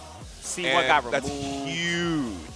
You know? I know a lot of players. I know a lot of the players. They had like certain Get moves ready like for the next remove. battle. Slaughterwall. First game was Slaughterwall. So like yeah, like me as a Steve player, like the snake roll, that's not around anymore. Right. Oh yeah, no Dempsey roll anymore. Man, I'm so sad about that. Yeah. Oh, nice, but didn't get the wall standing 1. He got a 1-1 punisher. You know, some punish is better than no punish, but when you're in winners finals, you got to make every hit count. Every last one of them, and then they use this stage so that way they can get the wall explosions in those red zones. Yep. That's a 1+2 break right there. Down 4, 1. That's the only one that actually deletes the recoverable health. Again, he's doing wall standing 2 instead of wall standing 1. He's not even ready for his own punishes. Big counter hit on the down back 4 right there. This is Chino's opportunity. Maybe he can get a perfect wall splat. Maybe he can get a combo. Maybe he can put something up, some of the Oki, but he went for the low, maybe a little bit too early. Maybe either a little bit too early or just Slaughterwall was expecting it, and they were just like, you know what, I'm going to punish you for that. Big swallowtail finisher right there. And Spartan Chino losing a lot of life. Slaughterwall doing really well with the punishment. And it is just looking really one-sided right now. Slaughterwall's making everyone feel and see that Nina is just a force to be reckoned with, even from the first game. Especially with that blonde bomb, it's ridiculous. Power crushes are extremely strong in this game. She can do her power crush from while standing as well. So that makes it even stronger. Spartan Chino getting this beautiful combo though, gets a wall explosion, gonna go behind, which means that you don't get wall Loki. So that's kind of the trade-off right there. You get extra damage, but you don't get wall Loki. All right, we got a first throw break. Woo! Deep dash 4-4-2 right there. Is he gonna get it? You know what's not shining? Your life bar. 26-second perfect, dog. That's 26-second perfect. Making them 7 letters of gold. That was his first round there. He lost 5 rounds in a row and then just took it right back. Here we go. Baby gets a tornado. Doesn't want it powered enough, but he wants that blonde bomb heat engager. Spartan Chino is doing a little bit too much ducking in his backdash, and he's getting caught. Yeah. And Slaughterwall taking advantage of the knowledge and basically, like you said earlier, just the advantage of having Nina since the first game and just using that as a way to go forward and just be like, hey, I'm going to stomp this ass out. And she's not extremely different from Tekken 7. The thing is that she was always extremely impressive. Now you add the incentives to be aggressive and chip damage, it just levels up the character. You could have put Tekken 7 Nina into Tekken 8 and she still wouldn't be a top character. Yeah, 100%. Like the new introductions of the new mechanics are what really help her shine even more than she has in all the previous installments of the game. Another perfect right there for Spartan Chino. So far, the only rounds that Spartan Chino has gotten so far have been perfects. He knows how to use that momentum. Slaughterwall not yet ready to get any punishes on that shining. Honestly, I'm not sure if Nina has a punish for it. She's famously stubby, and look at all of the damage on this combo. Well, she's not the only one that has gets. It's a gun versus gun match, except he just brought swords to the gunfight. That's 2 perfects. Could we see the God match? Is he gonna do it? Is he gonna do it? Oh. Nope. Nah. Slaughterwall should have launched that as well. It's -20 on block when you're not in heat. So I'm going to keep repeating it until they do it. Big damage right there. The Oki on there doesn't look really good either. You're in some really weird stuff where your back turn, you could get really messed up. All right, Spartan Chino shooting him, slashing him, and then he's hitting him with the heat engager. Well, he goes for the Heat dash, and he got him and he slashed the hell out of him. And now he got his match, so now it's just 2-1. But is Spartan Chino going to be able to bring it back, or what's going to happen or is Slaughterwall going to be like, I'm going to end this next? I like that. He was able to beat Nina on the small stage with a wall explosion, and that is hard to do. But would you say he needed the wall explosions in order to get that match? No, but like, it really is the small stage. Yeah, right? it is one of the tiniest right? stages. I think him using that 4-4-2, that shining, you know, he just lets it rip. I think he's going to see how easy it is to run that, because I don't think that Nina has an answer for that button on block. Fight. But of course, yeah, we see Slaughterwall's trying to do jabs to try and punish right there. And Chino is going to start using some riskier follow-ups afterwards. Mark my words.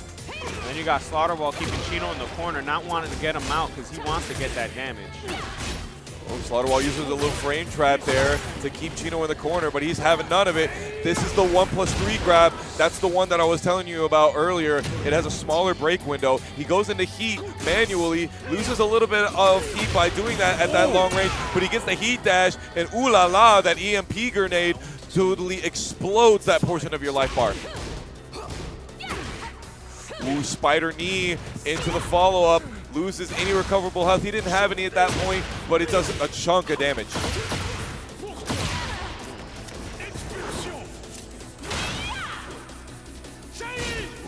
Yep, see, Slaughterwall is trying to test out his punishes right now, right? Yep. That was his 12-frame punish. That wasn't going to work either. So soon, the thing is like, you want to run it because obviously he doesn't have an answer for it. Yeah. But the more you use it, the more you give him the opportunity to test what his answer is.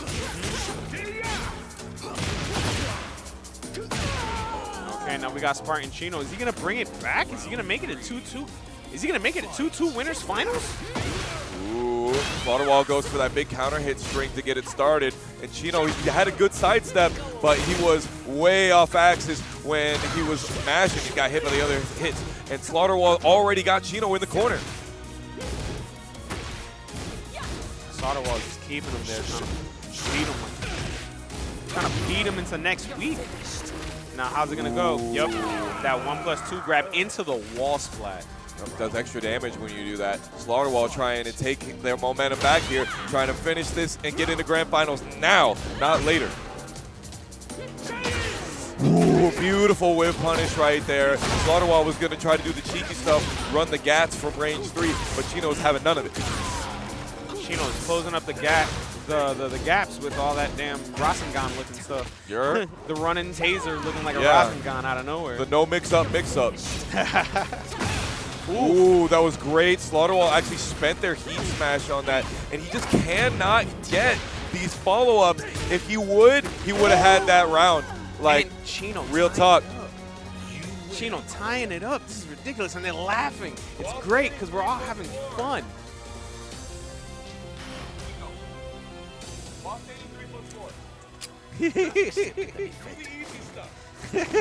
He's telling him to keep it simple. Keep He's it telling him, simple. Keep it simple, stupid. He won that round if he kept it simple. And they're running it back on the same stage, too. Yep. Sanctum. This is actually, I think this is the stage that Slaughterwall is most comfortable with. I think he does a lot of his practice mode stuff here. Beautiful power crush right there. And another 1+2 not getting broken. Great sidewall right there. Getting Chino out of pressure. Slaughterwall knew Keeping that it Chino was going to simple. go for something. Exactly. Keeping it simple. Down forward 2. The bread and butters. Oh, beautiful jab pressure right now. If there's one person that has great jab pressure, it's Nina. But Spartan Chino backdashes a little bit, gets a 4-4-2 combo, and we're going pretty far to a wall. Oh, you see that little blue spark? That means you get extra 5 damage on that. Okay. Because you did the very specific chain throw command. Oop, there it is again. Counter hit throw. Those tasers. This man's a running arsenal. Sir, look at the spacing control. Like, he doesn't have to go in over there. He's got gats. And teleport. He could just keep that distance. He could just shoot you and then teleport where the bullet lands. Could have had a 14-frame punish on there that I think would have killed, but the stance mix afterwards is pretty nasty. Spartan Chino doing really well. Not launch punishable, that move that he tried. Beautiful blonde bomb, power crush, interrupt, and gets the overhead slam. Whoa! The hitbox interaction was nasty. I honestly think the Slaughterwall should have got hit by that knee, but, you know, Tekken 8. What was that, the 1+3 grab? Yeah.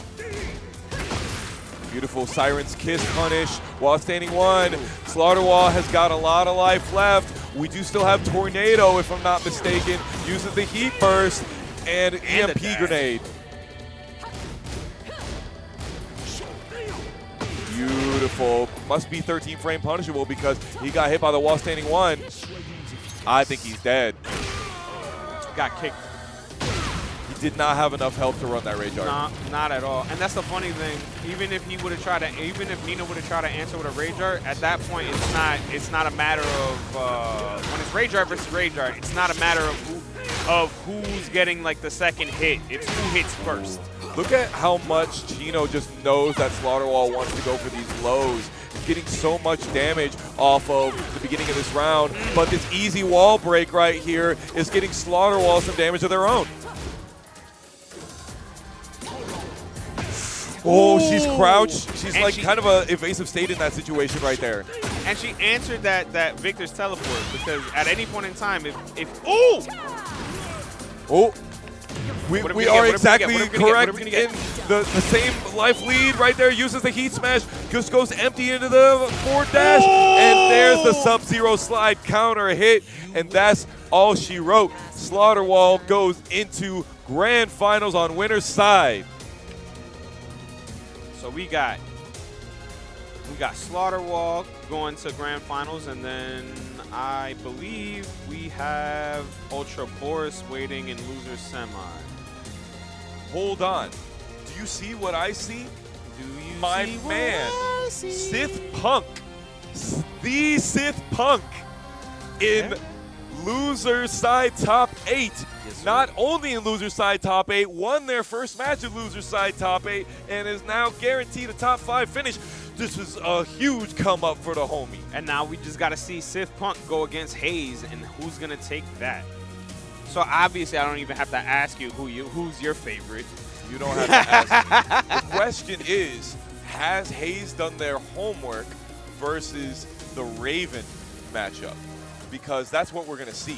And I think a lot of people did not lab Raven in Tekken 7. There weren't a lot of Master Raven players. No. I don't know why. She was kind of mommy. But, like, She was very mommy. honestly, I don't know why more people didn't play her, but I think that they've given Raven some really good things in this game, and I hope to give you guys some of the information. I know you guys watch these streams when you've been playing so much Tekken and you want more, but the hands, the spirit is willing, but the body is spongy and bruised, right? You come here for knowledge, and we're here to give it to you. We're going to do what we can. I'm surprised your back isn't broken from carrying me through all this. My man, we are here to learn and enjoy. Oh, yeah, and- for sure. and entertain together. So to answer your question, I think a lot of people didn't use a lot of Master Raven because if I'm not mistaken, a lot of her damage wasn't as strong as Raven. Okay. So because I remember like I used to play Bruce, and then Yeah. Josie came, and then Josie didn't have a 3-hit 70% damage combo. And Bruce was a lot. Bruce was in. I mean, Tekken 6. Bruce was massively good. God, I miss right? that man. Yeah. Bring back Bruce. Bring back Bruce. And Man, don't- I want. remember, Bruce you Irvin. can't ask Harada for shit. Yeah. Don't ask Harada for shit. If you are gonna ask him for anything, try to have tequila ready. Fair. But Master Raven did have a lot of the same moves that Raven had. I think what it is that And expanded upon too. the character's move list is so big, you know what I mean? And like she has a lot of those quarter circle movements, and I feel like a lot of Tekken players, they don't vibe with quarter circles very much. Nah, but also in Tekken 7, like you had a lot of 2D characters just pop in. You Yeah. had Akuma, you had Geese, then you had what's his name from Final Fantasy make an Noctis. appearance. Noctis. Noctis was a problem Bro. as well. Yep. I'd probably get like crap. I'd probably get shit on for this, but you can almost say Victor is like he Yes. has some elements of Noctis, Absolutely. especially with that with the gun. Yeah. Where he just shoots and just teleports in on you, kind of Right. similar to like Noctis Yeah, is when like he would throw the sword. and Yeah, just I never pull up. thought about it like that, but yeah, you're right. Yeah, Yeah. and he has. So one of the things that was with Noctis, he did 2-2 a lot, and he would throw the sword. Mm-hmm. And he has like a big, like you could just mash 2.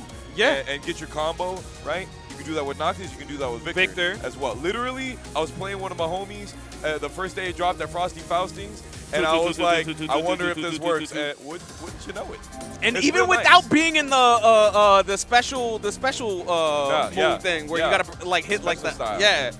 Not even with it's not a special style combo. It's just Yeah. a regular base triangle, Right. 2 Yeah. combo. I think it's interesting that Modern got some really good publicity in Street Fighter 6. Now, on the one hand, there were people that were like Modern players, but also like if there was gonna be positive publicity for that like positive feeling for that, it got it. Like there were some dudes that were running Master Rank Geef.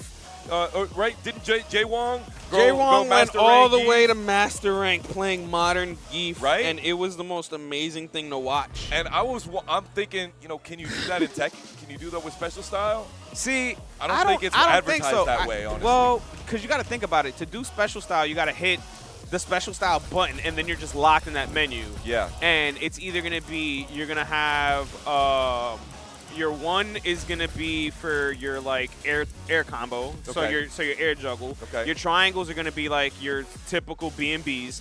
Your circle, you're going to have your 4 is going to be your power crush. Okay. And three's like a low or something like that, yeah, maybe? and then I think 3's like the low. Yeah. So it sucks because you can see on the other side, like, it shows up, the special style menu shows up, and it literally, like, it tells on you. yeah, it basically will tell on you, and the second, like, you bring up the menu, the second they even hit that first initial button, whether it be 1, 2, 3, or 4, basically you're telling your opponent, hey, I'm going to fucking hit you with this. Yeah, right. And you it's- know, you got to have really, really good reactions to be able to do things like that because some of those moves are pretty quick. But also, you know, I don't know if that's something that I really like, having the menu on there all the time. I mean, who knows? Maybe later down the line they'll patch it and you'll just see the little SS logo just pop up rather than a full menu and stuff like that. But, I mean, again, we're still within, like, what, the first couple weeks of Tekken 8 being out? Yeah. So, you know, they're gonna hear the community's feedback and they're going to move forward with that. Yeah. But that would be something I would like to see is if someone does end up using, like, special style, like, you don't just see their full menu just pop up. And I could be wrong, but I'm not sure if you can actually remove the menu popping up I don't from, think so. from I'd like to special know, style. though. I want to know the answer I'm to going that to have to question. start messing with the menu. Yeah.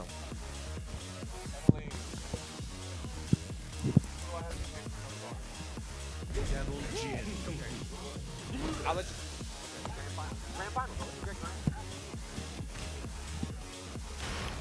All right, we're going Get random ready for the stage. next battle. Ooh. Secluded training ground, very similar to Howard Estate in what'd you call it? In Tekken 7, 7? Yeah. right? Because of all the wall breaks, but it's also got the statue in the back of The Oni of that- statue. yeah, the Oni statue that you saw in Mishima Dojo.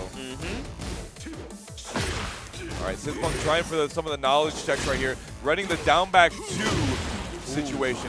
Great power crush heat engager right there. Sithpunk is testing the grabs now. He's used the heat smash already, so he no longer has heat for the rest of the round. Dang, all those lows. Jin just sweeping his legs up. Those lows are adding up. Woo! Starts Just off the caught. round strong with an electric wing god fist and then taking the combo all the way to the wall. And but he did not get the break. Whoa, But he got that grab though. really sick chain grab. It's always been like that. Oh my goodness, that's a guard break if you block that, and that is some huge amount of damage. And Hayes says, you know what, I have all this life lead. I feel like I want to win the game now. And I 21 want to second take it perfect. perfectly. Yeah. Perfect. Yeah, Sithpunk trying to run some of the back turn mixes right now, but he's not really getting a chance to get started. But he does put Hayes in the middle of that black hole. Quarter circle forward 4 puts him on the wall.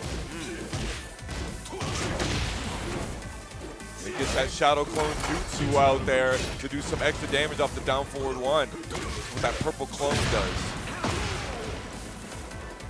Look at these wave dashes, my dude. They are foreboding. They are scary. Let's go. And Sithpunk gets the round. No, those shadow clones, man, they'll mess with you. Sure. Sithpunk respecting the Morning Crow stance. Oh my gosh, wasn't holding back there. Maybe tried to backdash or something because they got hit heavy, but Sithpunk very quickly taking it back. Ooh, this is gonna do a lot, but they dropped the combo. Dropped it. Now Sithpunk has the opportunity to like bring the round in his favor. Nice. Using But the Hayes 1-2 to get the punish. Ooh.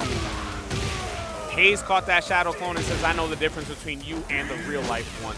I'm gonna hit the guy. I'm gonna hit the guy that's responsible for living." Yeah, it's like that. How could you tell I was the real one? I was the real one, cause you had an orange glove. Now we're at the stage select. Now what's Sithpunk gonna do? Is he gonna hit another random stage, or is he gonna select a stage? He's thinking. What stage would you say is strong for Raven in this one? Well, you know, I really think that movement is going to be Get what ready wins for the the next game battle. here for Sith Punk. He seems to agree the Coliseum of Fate is going to do well. I think just having that wide open space, maybe he doesn't have his wall combos, or maybe he feels like Raven's not very strong at the wall, and that Devil Jin is very strong at the wall. Yeah, Devil Jin's definitely strong at the wall breaks, and even the floor breaks, because if he gets that grab, that hard break, he gets a free hard break. Oh, there you go, down forward 4, gets the guaranteed follow-up. Sith Punk doing a lot of this back flipping right here, trying to catch. Hayes coming in. Oh my goodness, he got clipped, but at what cost? At what cost, bro? Listen, I didn't know we were getting our back blown out at Juicy Game Night. I would have came differently prepared. Ooh, nice, huge while standing 2 right there.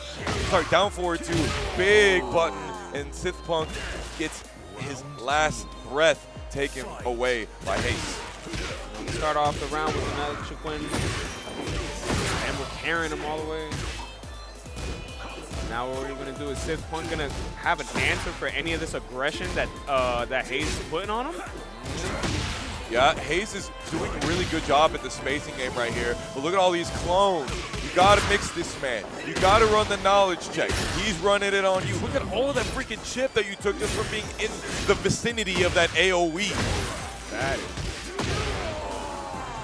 And Hayes with another round, basically showing Raven, he's like, maybe you should bring back Master Raven. You took too long of a break. Yeah, it was the first hell sweep of the match, but an important one. Just running up on him with the Morning Crow stance, getting some lows, running the laser scraper. Sith Punk needs to do something quick to be able to make it back. Unfortunately, he whiffs the black hole, goes back into forward stance, and just gets blown up by the Electric Wing God Fist. He's in rage. He's got recoverable health. He could use this rage to his advantage. He's got the rage. He's got the heating. He's got the heat bar. What's he going to use? He doesn't engage the heat yet. He does, though. Use it or lose it. Heat smash. If you wanted to do anything there, it would have had to been right then and there. But that huge heat smash, the burning tornado inferno, just goes right for my man like it's coming out of PyCon from the Otherworld tournament, and slaps this man straight out of the loser's bracket, taking you to HFIL. So now we have Hayes is going to be going against Ultra Boris in loser's semifinal, while Spartan Chino's just waiting in loser's finals for whoever wins out of Hayes and Ultra Boris. All right. Yeah, I think that Sith Punk, he just couldn't get himself started.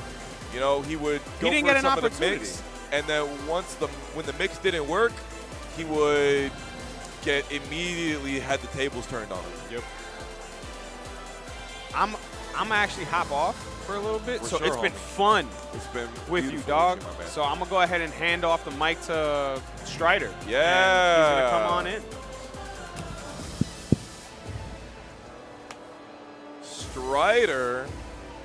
Strider taking Battery out of loser side top 8. Tell me about that set, my man. I couldn't get to see it. It was lucky grabs. Lucky grabs, you say? Lucky grabs. With So you were using the clinch grabs a lot. I got a couple of those, but it was just 1+2s. Oh, okay. Yeah, the peekaboos? Yeah, Jack blew me up for the most part, though. As well. Yeah, Jack will do that in this game. He's new. That's crazy. The unblockable setup is crazy. Unblockable setups? Is that not what he has? You don't say. Well, I think, and then I just got Oh, hit. yeah, the gamma stance, guard break. Yeah, guard break, guard break. Right, just like you have a guard break, which so it's a slugfest, but theirs is way better. It was a good match. But here we are with this losers finals, or is this quarter still? This is losers semifinals. Semis, okay. Happening right here. Very cool. So how you been, man? I've been doing fantastic, my man. What a time to be alive. Yeah, I'm so glad to be back in the chair at Juicy Game Night, streaming Tekken. We got to stream pools even, man. All day. Hell It's a good first week here for the game, for sure. We had, 29, 30 people show up? Yep, 30 plus. I think it came out to 31. It was 31 minus 38 minus 3. Yeah, minus three no-shows. That's pretty good. Honestly, that's close to what we were getting for monthlies. Yeah, this is very healthy here. So. Yeah. Love to see it. A lot of new faces, a lot of returning faces. If you see new faces and they're not in the Discord, hook them up. Plug them with the Discord. Shout out to Foxhound. I'm telling the people, we got a big Central Florida Discord, the Juicy Game Night Discord, of course, you want to be a part of, but we have a big Central Florida Tekken Discord specifically, and we're making sure that all of the new faces can get in touch with some knowledge and some friendlies and a good community, because if there's one thing that we have around here, it's family. That's right. We shall see some family rivalry, I think, here with Devil Jin and Lars. Ultra Boris, that's actually what I fought earlier just before this match. Very strong Lars. Hayes I haven't seen so much play of, so I'm not too sure what to say about him, but he's gotten this far, so he can't be bad. Yeah, he's playing Devil Jin, so like it's a very, very strong character right now. There's a lot of people that are getting knowledge checked by his fly stance, the Morning Crow where he flies at you, Right. like that right there. A lot of people are getting bopped, and you know, a lot of times when you block a transition into it, you can just jab and. You know, he could have jabbed it and float out of it. Yeah, you can check it. So some keep out jabs would be a great idea for Ultra Boris, I think, especially if Hayes is just going to be running up like that. But he also has got himself some wave dashes as well. So mixing up his approach tools quite a bit. Well, the infancy of the game right now, everybody is trying to knowledge check, but you don't want to risk it all and like you lose half a life bar for just missing a counter hit, you know? Yeah, It's absolutely. really, really hard. You got to really know these things going into the matchup instead of trying them on the fly. They Hey, so 2-0. nerfed the distance on that hell sweep, and it still hits them from that far away, dog. The patch just came out yesterday, and geez, that distance is, that's far. We've had a little bit of back and forth here, and it's already 2-0 Hayes. Let's see if Ultra Boris can get an offense going here. Oh, see, he keeps using these big approach tools. This is what we saw in an earlier match, in the Winterside match that brought him down here. He's using these approach tools, which they are very good. That 4-4, 1+2, big counter hit launcher, especially if you know the opponent's timing. But you saw how much Hayes was moving, right? And he just got that whiff punish clean. People are saying movement's nerfed. I don't think so. I think Disagree. It's still as strong as ever. Backdash is nerfed Yeah. for some characters, for a lot of characters. But sidestep movement has not been this good since Tekken Tag 2. That's fair. Absolutely. You see here, good offense now from Ultra Boris, getting some damage going. There you go, using that back one homing move to stop Hayes from stepping. Gets floated on, but luckily doesn't take too much damage. But all of this on the Oki is doing hella work. Great guard break for Ultra Boris, though. These safe mids from Hayes able to just continue the pressure. And that's where the knowledge check is really going to come in. When does Ultra Boris get his turn back? Right now, he was able to steal it back. Just waited a little bit, delayed the timing. He messed up the combo. That is negative 20-something on block. I need to see players. I haven't seen anybody launch punish it yet. I need to see it. We got to learn quick out here, and I hope they look back at the replays and get to see what we're saying right here. Oh, he got slammed down right there by the Demon Claw. Controlling the match right now. Ultra Boris fighting his way back. Oh, catches it. That homing move that Ultra Boris did, +3 on block. Nasty stuff. He tried to launch punish the God Fist, one of the hardest things to do in Tekken. Great 1-1-2 from Hayes, so we're going to see a counter here. It's going to work. Big damage here. I think Hayes went for a grab there, and so it's going to be a huge amount of damage. Ultra Boris absolutely needed that. Goes into heat.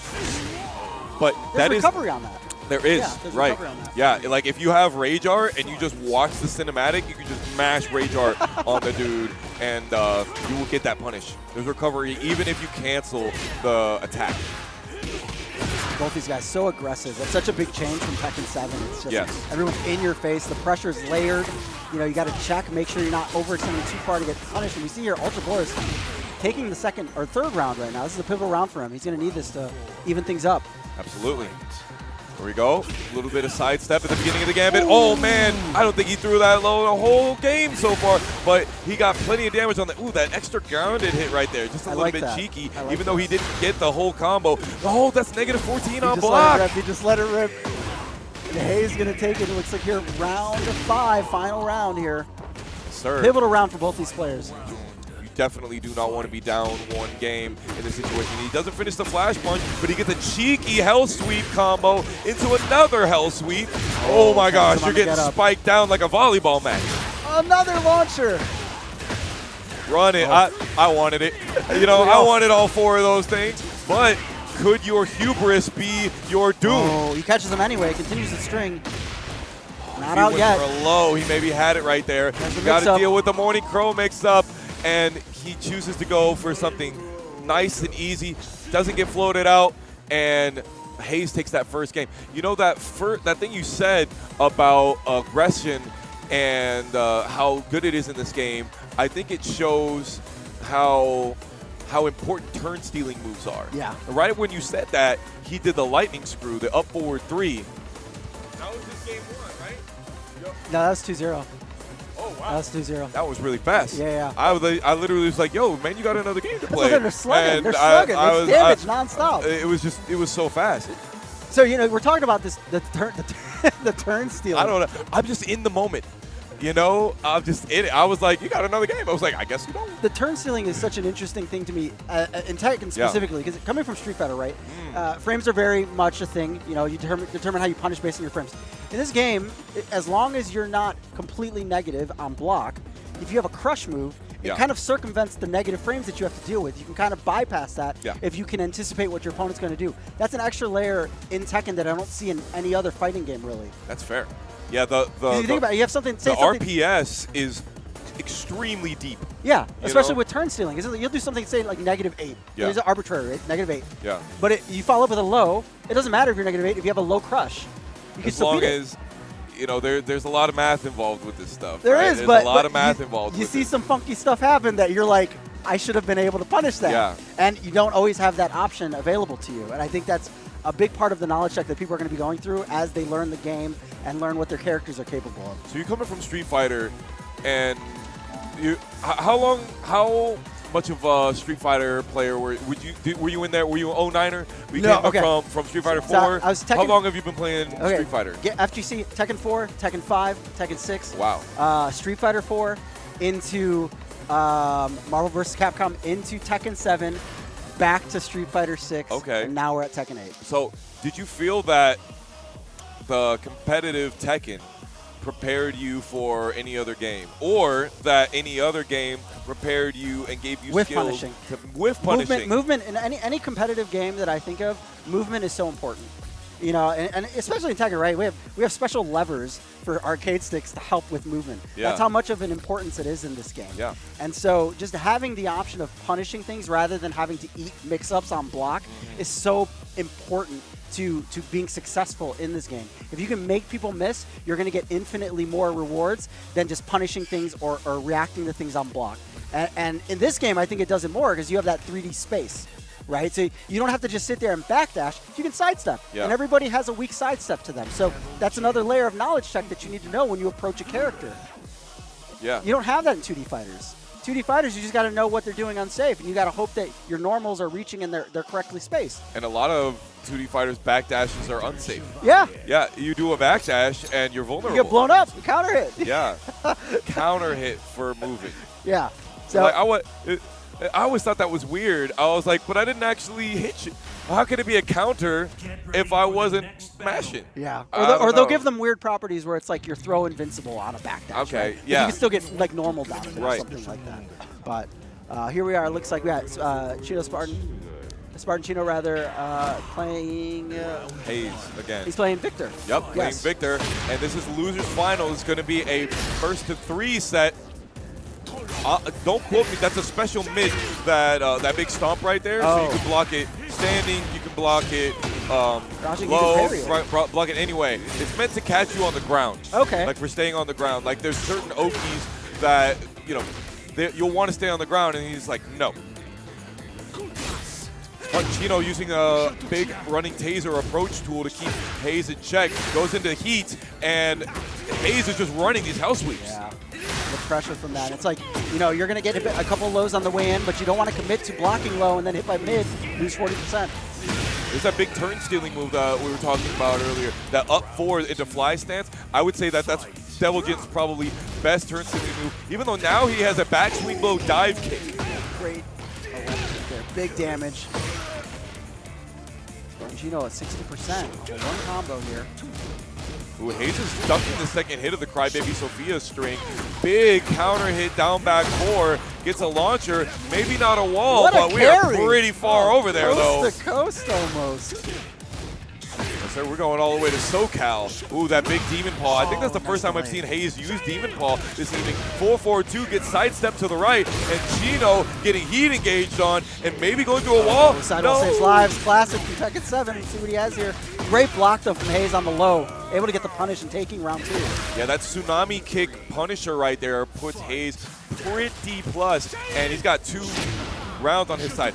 Beautiful right there. Chino was like, you ain't got punishes like that. I'm going to do an immediate heat engaging power crush afterwards, but now Hayes is in heat of their own. Now, I was just about to ask, what's your stance on using heat? Do you like using it as early as you can to mount pressure, or do you think it's better to save it as the match goes on? You know, I don't consider myself all that nuanced in the competitive play, but I do see lots of different sides. The competitors, they know exactly what they want to do. Look at this sick freaking animation right here. 4-4-2. He does get the back 1-2 punish. Oh, what a block. Nothing I don't off think of that. I don't think that nope. is large punishable. I don't think it's Rage Art punishable to bring back. For me, I think it's best so like you get the heat at the end of your combo. So I think, you know, you do a combo, go into heat burst, get the wall, and then you have wall Oki and heat. I think that's peak heat, honestly. I can agree with that. I think but that's really heat smart. burst is a really great defensive mechanic as well. Yeah. And I like that about this game. For all the offense that they have, they at least sprinkled in a little bit of, you know, get off me. Like, I need this. Yes. Honestly, it didn't feel that way originally, but like now you're like, okay, heat burst is the get off me. Yeah. It's the drive It's like reversal. burst and Guilty Or Gear. burst. Yeah, it's like burst. But there's some ways that, like, With a burst, weakness. it'll lose, right? Heat burst It'll will lose to to certain throws things. and it'll lose to the lows. Yeah. But you have to do them preemptively. It's not able to be reactive. Oh my God, what a carry there from Hayes. Oh. Spartan Chino's in the got his back against the wall. He's fighting his way out here. Now they switch sides. Yeah, Hayes is using a lot of the sidestep right here. Man, he was able to recover so quickly. That was nasty. Big down forward 2 counter hit. Gonna pop him up on the wall. Doesn't even want to explode it. He says, I like that wall. That one can Saving stay. it for next round. Yeah, saving it for later. Negative 14. We got to punish those. There we go. Doesn't get hit by the down back 2 Demon Claw and kind of run some lows of their own. Look at Hayes' movement, though. He's really trying to move after all of these plus fights. Yep. Trying to force Chino into making a whiff punish, or rather a whiff off a response. That was great. Hayes using Morning Crow stance to get in, and Spartan Chino getting some keep out. Big steel pedal counter hit. Down 2, heat engages, and oh, there's the back swing low. Oh wow, he goes for the modified sand cannon. Unfortunate there. That was a big read. That was a right huge there. big risk. Didn't work out in his favor, but they're still 1-1, so anyone's game. Nice 2 throw right there. Throws him down. Dang, that tracked and made both hits land grounded. right there. Yeah, grounded. More of these demon claws. Working the legs. Ground. Oh, Ooh, that's a good punish. Back 1 is clearly a great long distance punish for Devil Jin. I think it's a 12-frame punisher, and for it to be able to reach all the way over there, that's really nice. Oh, catches one counter again. Spargino having trouble really mounting an offense against this. Hayes is spacing so well. Nice. Okay, he got a punisher off of that. Now he knows that it can be punished with a wall standing. Oh no, the back getting blown out. That was such a good reaction from Hayes there. Over these 2 matches, I've noticed a lot of the engagements from both of these players come from Hayes engaging from like that 5 to 7 range. Yes. Pretty far out. And it looks like it's handicapping Spartan Chino's. Victor's normals aren't, or his attacks aren't generally long. So it seems like he's having to play more on the defensive because he can't initiate the hit. Yeah. He's going to have to try and react. He's going to try and have to crush something or sidestep something to really get an offense going. He is throwing a couple of pot shots with the gun. Yeah. But what do you get off that? Not to the level. You don't really. Yeah. You don't. I mean, they're annoying, but not annoying enough. Like, it's really good at the end of rounds to be like, okay, I just did a combo. You have no life left, and I'm going to stop you from coming in with this 45, right? But just in the regular? I'm not sure. He goes for the small stage here. Maybe he was listening to you. It works out more in his favor as long as he can keep the pressure. Now he doesn't want to get himself backed into the corner even faster this go around. So far though, good start. Let's see. First damage, first blood. Yeah, Spartantino really trying to lock him down here. Not trying to backdash too much. There you go. Nothing guaranteed off of that. Oh, tried to get around the jumper. Look at these sidewalks right. They're just doing so much good work right there. Down 4-2, counter hits yet again. Doesn't get a tornado, and Spartantino lives to die another day. Good throw break from Hayes. Goes in. I'm not able to follow up. Oh, gets a response from Hayes. Back in neutral, and wow, what a punish.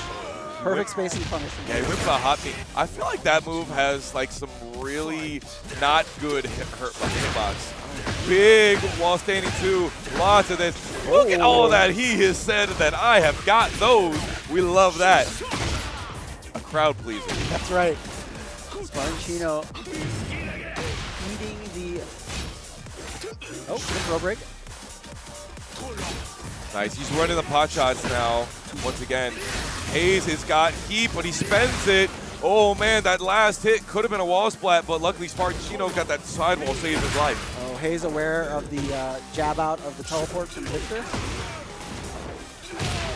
He definitely has that knowledge on deck. He's got a response for a lot of the things Spartantino's doing. Yeah. He's doing really good with small movement. Oh, okay, he got a punish. Could have been a launch punish, but look at these side steps right. He's just so ready to be able, and Spartantino's not delaying any of the buttons. He's not using tracking I was just going to say, the moves. timing on it, it seems like it's so telegraphed that he's ready to respond to the, he knows as soon as he gets blocked, he's blocked something, he's going to have to wait for something else. There's always going to be something ready for him afterwards. Yeah. Beautiful punish right there by Hayes. Doesn't finish the wall combo. Get your ass out of there. Heat engage, power crush. That was the perfect move to do right there. Couldn't have done nothing about that on the Devil Jit side. Exploder. Got that up 1+2. The Excalibur gets that round for Spartantino. Breath of life here. Let's see what Spartantino can do. This might be a momentum shift. Back to playing neutral. Yeah. Yeah, the teleport has a lot of recovery on it, but you know, you get that kind of little mental stack of like, oh, what do you do? Oh, nice launcher. I didn't expect that to hit at all. Yeah, just Might run be up called a and do micro it. ducking. Yeah, I guess Hayes was ducking a lot. Oh, no, none of that, my friend. None of that. So the fact that that power crush and heat engager comes out of a back input is very nice. You know, you're holding back, you just go back 1+2. Yep. Bam, this is what we were talking about earlier, those pot shots from across the screen. Yeah. Great round 5 here. Let's see what these guys can do. Spartantino's going to need to win this to stop himself from ending up 0-2 in the matchup here. Ooh, he tried to whiff punish the chain, but the chain is broken. Get that punish, my man. Get that punish. He's got heat. He gets the heat dash, and that is a tornado, but he couldn't keep the combo going. Good discipline from Spartantino, not committing to the move there. Another whiff caused by Hayes doing that great sidestep right. Spartantino running the 2-string, going into the stance mix-ups, and Hayes is trying to see if some of these moves are punishable. Oh, this is so crazy. Nice. Both equal life here, not able to break the throw. This is going to be a lot of damage, and the Oki is actually not that misses bad. it. You can launch that. Oh my gosh. Oh, the rage art, nothing you can do Yeah, about it. it's You out. are Oh dead. my gosh. You got to wonder at what point nerves set in. Those guys were frozen against that wall. Yeah. Oh, that wasn't losers. Is that? That was losers finals. That was 3-0. 3-0 for Hayes right there.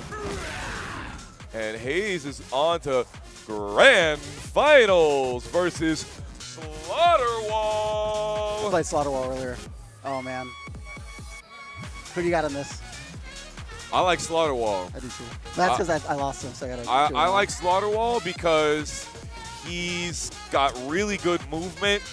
He's got great keep out, and I think that the style of approach that Hayes has been using a lot is going to get shut down by Slaughterwall's evasive movement. Yeah, Nina's movement very, very good. Has been for a while. And we'll see how this goes in this grand finals. So Hayes is going to need to win 2 sets to win it. You just going to let him have 2 pieces?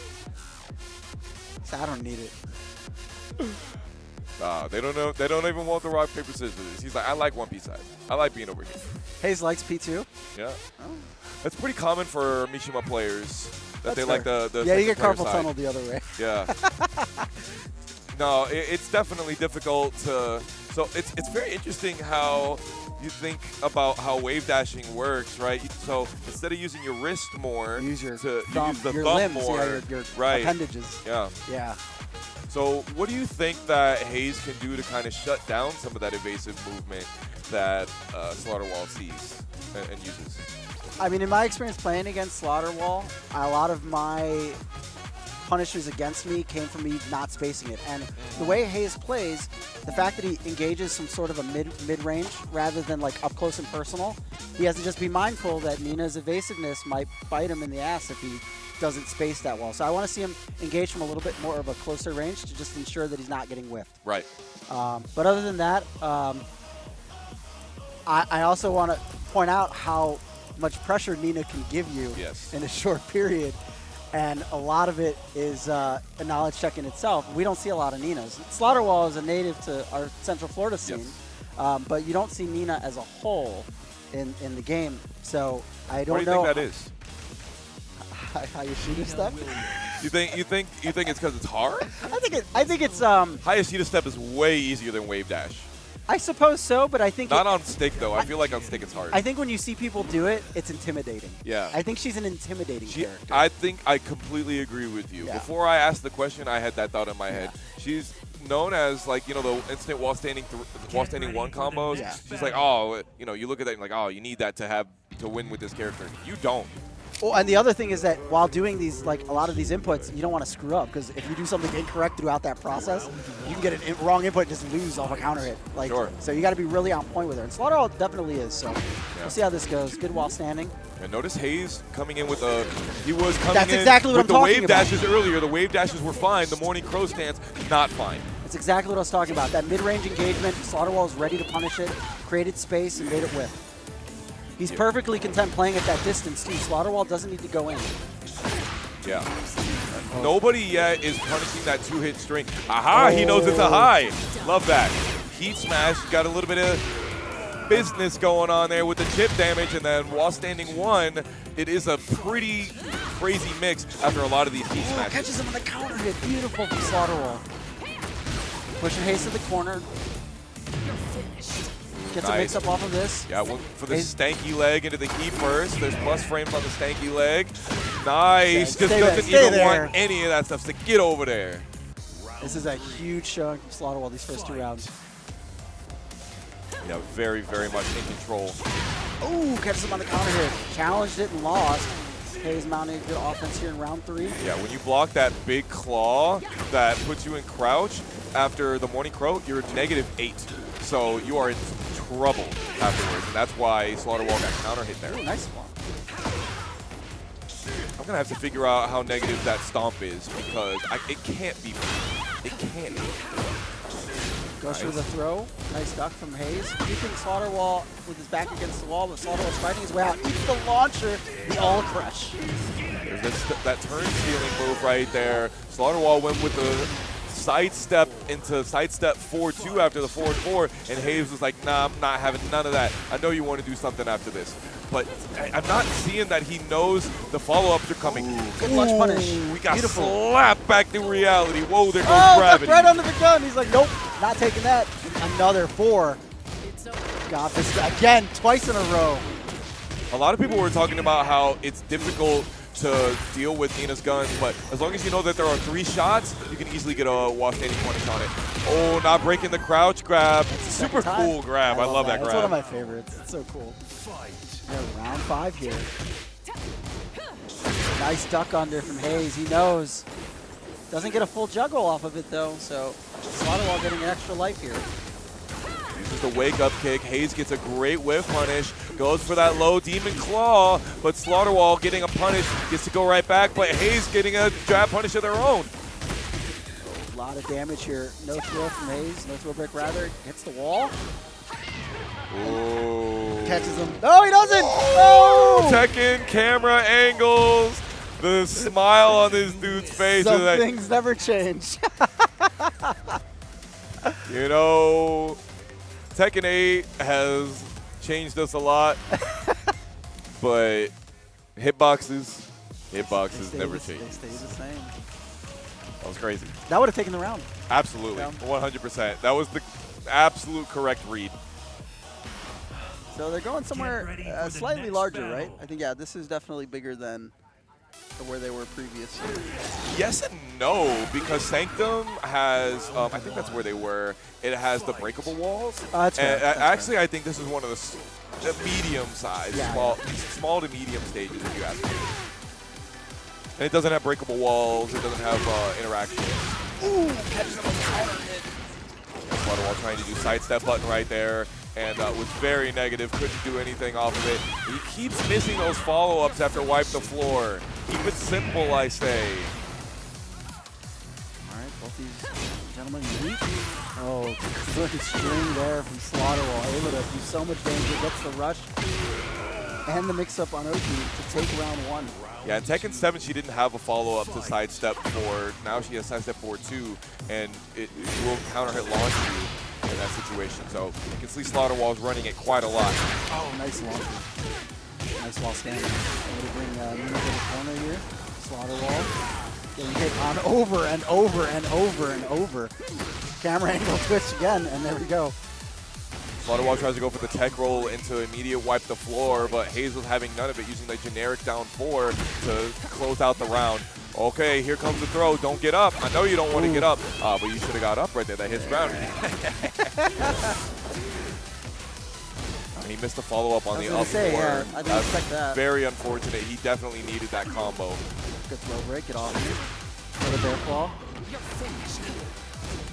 Nice right there. What will he do? He will not punish, but he gets down 4. You know, that's something. There you go. 1+2 grab, and that's all she wrote. Drops Slaughterwall the elbow. 1 round away from getting 2 up. Catches him again. Tries to challenge it. Hayes ready for the counter hit setup. Nice. There we go. Finally getting the follow-up. Is he going to do it again? Okay. That's I hate that feeling when you get hit by multiple lows and you know you're going to eat a mid if you block low one more, like on the third time. Yeah.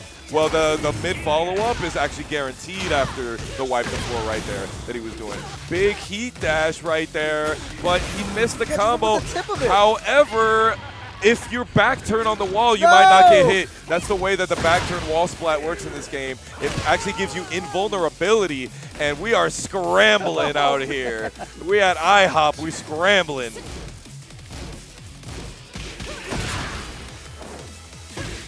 Nice jab right there. Tries to go for the spider knee. Blonde Bomb gets punished. He's just using that wall standing 2 so effectively, but Slaughterwall keeps the pressure on. I know you don't want to get up. See, he didn't want to get up. That was the correct move that time. Okay, block.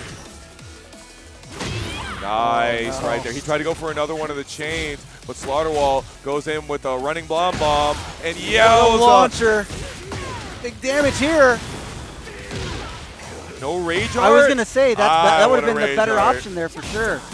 So heat smashing. Now All Slaughterwall that gets health all of back. that recoverable health back and was in the plus frame situation. Yeah, I feel like Rage Art. Now, see, Rage Art not only was the best because it probably would have, I think it could have killed, but it too. also would have taken away all that recoverable health Yeah, as that well. she ended up getting back immediately. Exactly. Yeah. Oh, let's see if that ends up haunting Hayes here, though. Down 2-0. Slaughterwall needs one more match here to take the tournament. Running 1+2, doing quite a lot of work right here. Slaughterwall doesn't get the ice pick, but he's running it, gets the back 1-2, gets knocked down, and Hayes is now in the driver's seat. Oh, nice sidewalk. Oh, good block, though, from Hayes. Yeah, Hayes is doing pretty good at blocking these. Wall, wipe the floors right here. Slaughterwall doing very good in that scramble situation to go for the grab. No punish on this.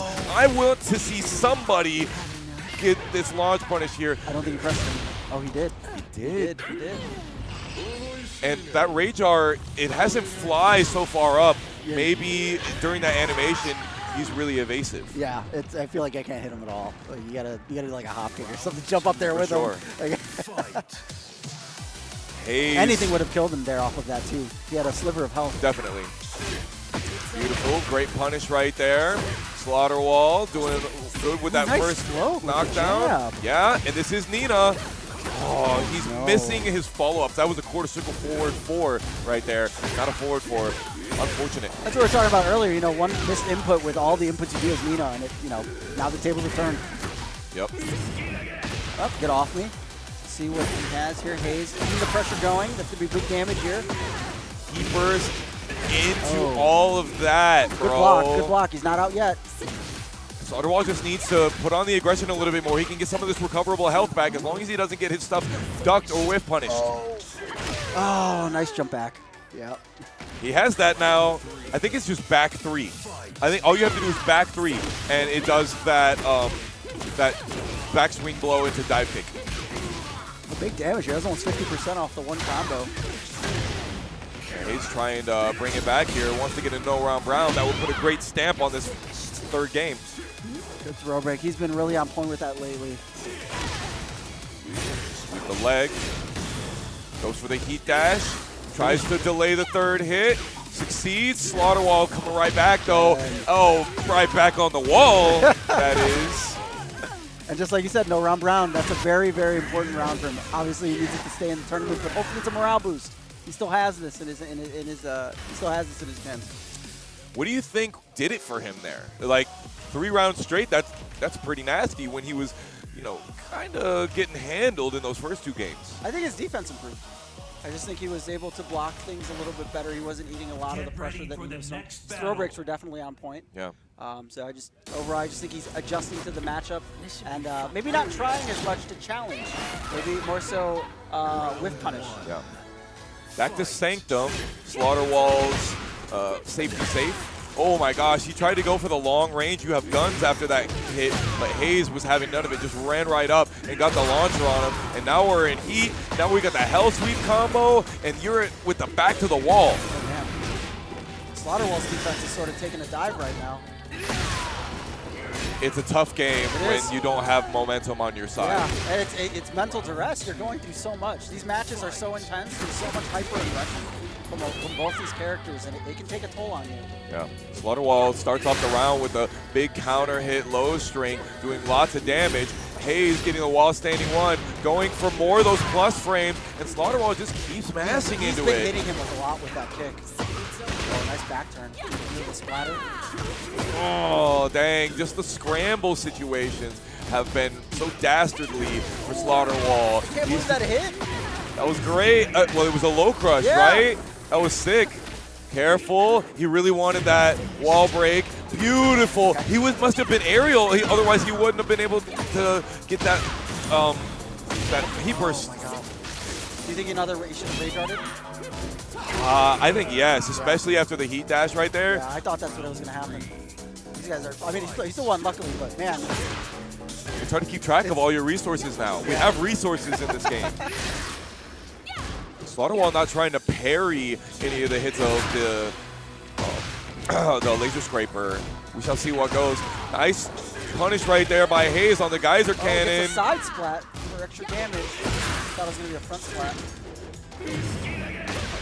Stop. There you go. Hayes is definitely flipping the switch here. Absolutely. Slaughterwall starting off with a dash block.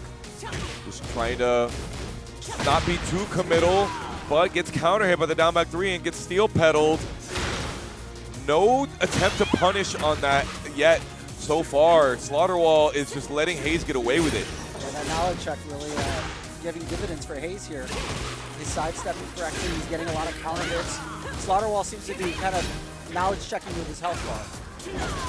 Oh, man. That was a great spacing trap by Hayes. And he's going to get himself some backdoor situation. Oh, no. While standing 2, stuck to you like glue. I think you're going to be over there at the wall. And he's going to take it all of that life. What a reset. Or no, what a reset. What a game 3. Wow, we're going to have game 5. Was it game 5? Sorry. No reset yet. Yeah, I think that Nico is doing what he should do, which is relax.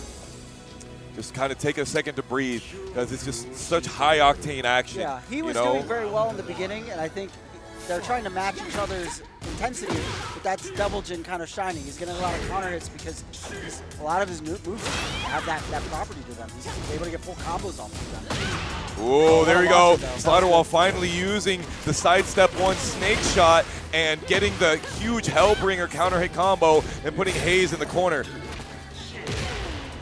Gets himself out though, using the wall standing one, Morning Crow, and goes for the grab, and Hayes just easily putting himself in the driver's seat again. Great discipline though from Slaughterwall. He was able to restrain himself during the wave dash from Hayes, able to punish himself, but man, Hayes able to get that launcher. He's going to get the extension here as well. Additional damage, and that should do it. No, it's not. One more hit will do it. Can you not do Rage Arts after Heat Dash? Oh, I liked it. The down jab, which puts you into crouch, which makes the wipe the floor going to go a little bit faster. I liked it, but Hayes did not. Another counter hit does the high crush. Not able to get much off of it though. Doesn't get the full combo. These wave dashes are foreboding right here. Dang, he thought he had the timing on him, but he absolutely did not. Flying choke slam. Good charge. Stay down, stay in the corner. Good block and punish. He finally ducked the second hit of the sidestep 4-2. Slaughterwall just doesn't know his options after that situation, and it's killing him. Goes for the hop kick off. Not able to win, but didn't suffer too much as a result. Oh, gets a great one here though. Down back forward. Yup. There we go. Finally gets that combo into the wall break. Excellent. One hit too many. But honestly, he's still got the heat and he's still got the advantage. But not for long, it seems. Oh, misses it. Gets another launcher. Great pressure. Keeping it up. He bursts on Hayes, trying to get him off. Slaughterwall has already spent his heat. Beautiful punish on the while standing 2, and is exactly what Slaughterwall needed to stay alive. Now, when you break one of the walls on this stage, it automatically brings you down to the next part, which has those breakable picket fences. Great start here from Hayes in round 4. Catches him, jump back in. That move is so good. It's nasty. You get a little bit of 2D here. Oh my gosh, that's going to be a death combo, and we got ourselves a reset. Oh man, all he did was guess wrong 3 times. That was it. I was gone. I was like 7 seconds. I think, okay, so when Tekken 8 was first being shown and they told us about the heat and told us about aggression, I said, you know, I'm betting we're not going to see timeouts as much. Right. There's going to be more interactions per minute than you have seen in any Tekken game. Yeah. And we're seeing it. Yeah, the big shift I've noticed is, you know, high-level Tekken back in 7, right, was very poke-based, very, like, punish-based. Here, every punish feels like a full-blown, like, oh, I messed up. I just lost, like, a third of my life. It feels like a full combo every time you screw up. They're definitely more punishing. It definitely rewards more aggressive play. Hayes is doing really well with his turn scaling tools. Every up 4 is hit. Every back swing blow dive quick has hit. Slaughterwall doing really well. Excellent. Even with the sidewall, he was able to get that. Yo, where was the rage? Where was the heat burst? You have all this health, but you have rage, and you just have the ability to. Nobody wants to use rage art anymore. I don't get it. Yeah.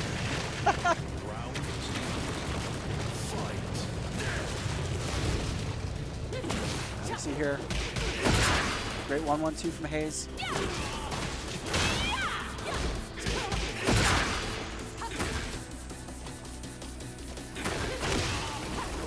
See here. Good spring kick.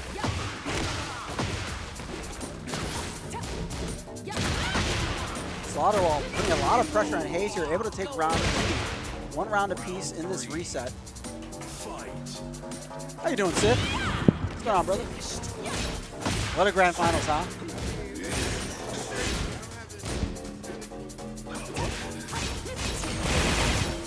Yeah, like just like that. You're golden, brother. Man, what a match we've been seeing here. Great response from Hayes here, trying to mount some offense against Slaughterwall. Oh. Man, did I see some sci-fi stuff? Yo, I got bodied Oh by my this gosh. devil. Yeah, that's crazy. This Devil Jin is absolutely ridiculous. Playing against him, absolutely like full of pressure. Gets the Couldn't dash. handle it, but we're moving forward. Almost gets him to the wall. Nice sidewalk there from Slaughterwall. Oh, what a duck under from Hayes. Able to duck the guns. Keeping it simple, I like that. We just needed something really small. Yeah, We don't- saw how much offense we were playing just now. The ability to hit the brakes like that, absolutely clean. Go back to that game now. Don't throw out these pokes just to keep pressure going the best we can. But we found that little hole to get ourselves into. To get good walking. No swing kicks allowed. Hayes keeping the pressure on. Nice throw there from Slaughterwall. Going to switch sides. Look at that. I like that block, but we didn't follow through on the block. Now we're gonna get screwed. Look at the all those wall B. splats. He gets the pressure off of the two. No fly. You're not Dr. Dooming your way out of that No one. You're gonna fly have to zone. hold that. That's something that we don't know how to do quite yet. Good in- block, in demon this- hand in this from game. Slaughterwall. Triple Slap. slaps. Okay. Hayes fighting his way back. Yeah, decided to spin his cash early. I like that. Try to clean up the set. We need it. Great trade. Gets the pressure off of this. Good dash extension. Able to get a lot of damage. Going to bring Slaughterwall to the wall. Yeah, we're gonna do a lot. Oh, we didn't really do anything at the wall, but that's fine though. Look at the damage. Hayes is sitting really dangerous now, but we got Good we are heaters. playing good defense. Oh, gets the float. That's going to do it. Die. Game one of this reset going to Slaughterwall. That's a huge win for him. I was a believer that Hayes was going to get that comeback. I was Yeah. a real firm After believer. those first rounds, when Slaughterwall won and then Hayes just flipped the switch, I was in shock. But Let's get this over with. All right, I only came back on here because my man needed to pee really bad. But it is what it is. It is what it You is. don't need to tell them We all that. have needs, There's man. a reason. Oh, We all my have needs. goodness. Ain't no shame in it. Oh my goodness. So much for a I thought you were just. I seamless thought you were trying to get a better transition. view up there. So much for production. All right, Slaughterwall, one game up here. I'm glad to see it. Great ending to that last game. Beautiful. Hayashida step into the ice pick, but unfortunately he doesn't get anything off of it. Getting eaten up by this hell sweep. Do it again. One more time. 3 for baby. 3. But the heat smash doesn't do a lot of damage. He would have killed if he had done regular combo. No break from Hayes. Let's see if Slaughterwall can steal this. No. Never mind. I spoke too soon. I like that he did the triple hell sweep though. That was sexy for me. Keep doing it till it doesn't work. He made it work all 3 times. Yes. Here we go. Slaughterwall just eating. He's finally respecting that situation on block though. Oh yeah, just run up and do it. The Geyser Cannon. I always think she sounds like Marvel vs. Capcom 2 Storm. When she does that. Yeah. That's right. Right on point. Yeah. When you hear that, that's a launch punishable move. So I'm just gonna let y'all know. It is, yeah. That move's been around since like Tekken 2. Yep. Nice combo ender right there. What Hayes gonna do, he's gonna do a little bit of the wave dash here. Oh, what discipline from Slaughterwall. That was so crisp. Absolutely. Do we go for heat burst? Do we prend the heat Damn it, smash? there it is, there it Beautiful, is. that was great. He could have even had heat dash after that. It could have got even more damage. Great job for Slaughterwall knowing his combos well. Pays to know your combos. You see the switch here from Hayes to Coliseum. This map is enormous. Yeah, Hayes has been doing that a lot, just feeling like he really wants to be able to run the long Have range that mixes. space. Because just keep running those Morning Crow mix-up. Because I guess he doesn't feel like Devil Jin in the wall is really necessary. Look at that long range punish that he had right there. Choke slam, bring him down. Andre the Giant couldn't have hit you that hard. Sheesh. Nice Slaughterwall. Chipping away. Mixing up, he's got a little delay on some of these, but a lot of immediate timing. Not breaking the throw, this is gonna hurt you a lot. Yeah, ready for it. Now those aren't guaranteed. I'm almost positive that you can side roll, Yeah. but you know, what you definitely don't want to do is wake up backwards. Yeah. That's what you don't want to do. Look, face up, head towards is like the worst position to be in this game. Agree. Agree. Look at all of these jabs right Catches him on the there. counter, Chet pressing a button. I think maybe Slaughterwall's trying to go for the down forward ones a lot, to try to like catch him doing the up 4, you know, trying to get his turn stolen. But he's doing really well. That was it. He's not punishing. He's going to need to lab that when he gets it. He's going to look back on this and he's like, I need to lab this immediately. Oh, when he's done with this set, I'm going to talk his ear off. But enough about that. Beautiful power crush. Oh, gets exactly what he needed right there. Keep it going. Is he going to do the burst? Is he going to finish it? He doesn't need it. He doesn't need it. It's great. He needed that. That was actually kind of high execution at the very end there, because he went with the forward 1+2, and you have to charge it to get the maximum damage out of it. Oh, that's right. And so, like I said, it pays to have Nina be a character that you've had the ability to practice with for over a month before the game even came out with the demo. That's right, with the demo. Yeah, Get a lot of ready knowledge for there. The next battle. He's definitely playing very, very. He's very experienced with it. You can tell. Like there's no. He knows the optimizations. He knows those small intricacies like you were talking about. Yeah. Here at Grand Finals, you know, if he takes this game, it's game over. He's just gonna need to step it up here. He doesn't want to get shut out in this reset. He keeps getting hit by the low after that, but honestly, as long as he's not getting counter hit, it's fine for him. Hayes is doing such a great job at ducking these lows. Look at that. That was a guaranteed heat engager right there. Try to go for the health sweep, and it was not having it. Slaughterwall rejected it. That all crush always coming through and paying dividends for Hayes. But as I say that, Slaughterwall catches him, and he's going to bring him to the wall here. You get 5 shots when you're in heat right there. Lots of chip damage. You take 2/3 less chip when you're in rage. He's not getting the punish when he should be. Block on the demon hand. Beautiful, beautiful. Exactly what he needed right there. Slaughterwall one step closer to winning Juicy Game Night's first Tekken 8 Weekly. Oh, catches him on the float. I wonder if he's going to fly there. Another Morning Crow stance, empty mix into throw. We've seen that quite a bit from Hayes. Slaughterwall is breaking all of these 2 throws. He's doing really well. He doesn't finish the flash punch combo. Could have gotten a knockdown. Gets good 1-1-2.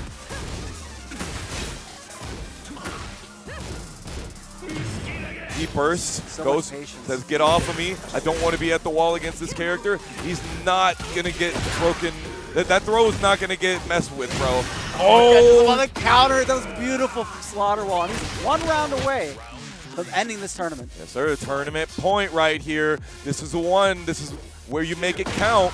Ooh, speaking of which, gets the launch into the 3-ring circus filler. And Hayes he had Slaughterwall at the wall, but he just let it go. He's keeping the damage going, though. It looks like he's still firmly in control. He can't throw him. There's no throws allowed. Oh, as I say that, you know, oh, he got eventually. counter hit thrown Yeah. because Slaughterwall was trying to go for some of the sidestep 1 business right there. Good punish. He gets a little bit of that recoverable life left, and he is in rage while standing for 3. Oh, Just he out was of able to range. just Did it get out of the again. way, and that is a high, that chain right there. Oh, another jump back, and it works for Hayes there as he pushes Slaughterwall to the corner. Catches him with the demon hand into the guaranteed. Is that guaranteed? Yep, guaranteed Yeah, on counter hit, which it was in that situation right there. Exactly what Hayes needed right there. He delayed his timing so much that it actually caught Slaughterwall trying to retaliate on their own. Great, great idea. That move used to be punishable. I need to know how punishable it is. Yeah, get out of there. If you're going to give me that much space to get out of there, I'm gonna. Oh, catches him with it right as he walks in. So much damage. Dang, that steel pedal caught from way far away. Slaughterwall has a lot of this recoverable health remaining, though. Doesn't want to get hit by any of these cheeky lows. Trying to get some health back. It's not enough, though. Hayes takes round 4. This is the time where you're thinking, oh man, is he gonna bring it back on me? We need to see some adjustment. Jeez, and we that don't have one yet. sidestep electric wing godfist. Beautiful. Nice duck under, but no punish.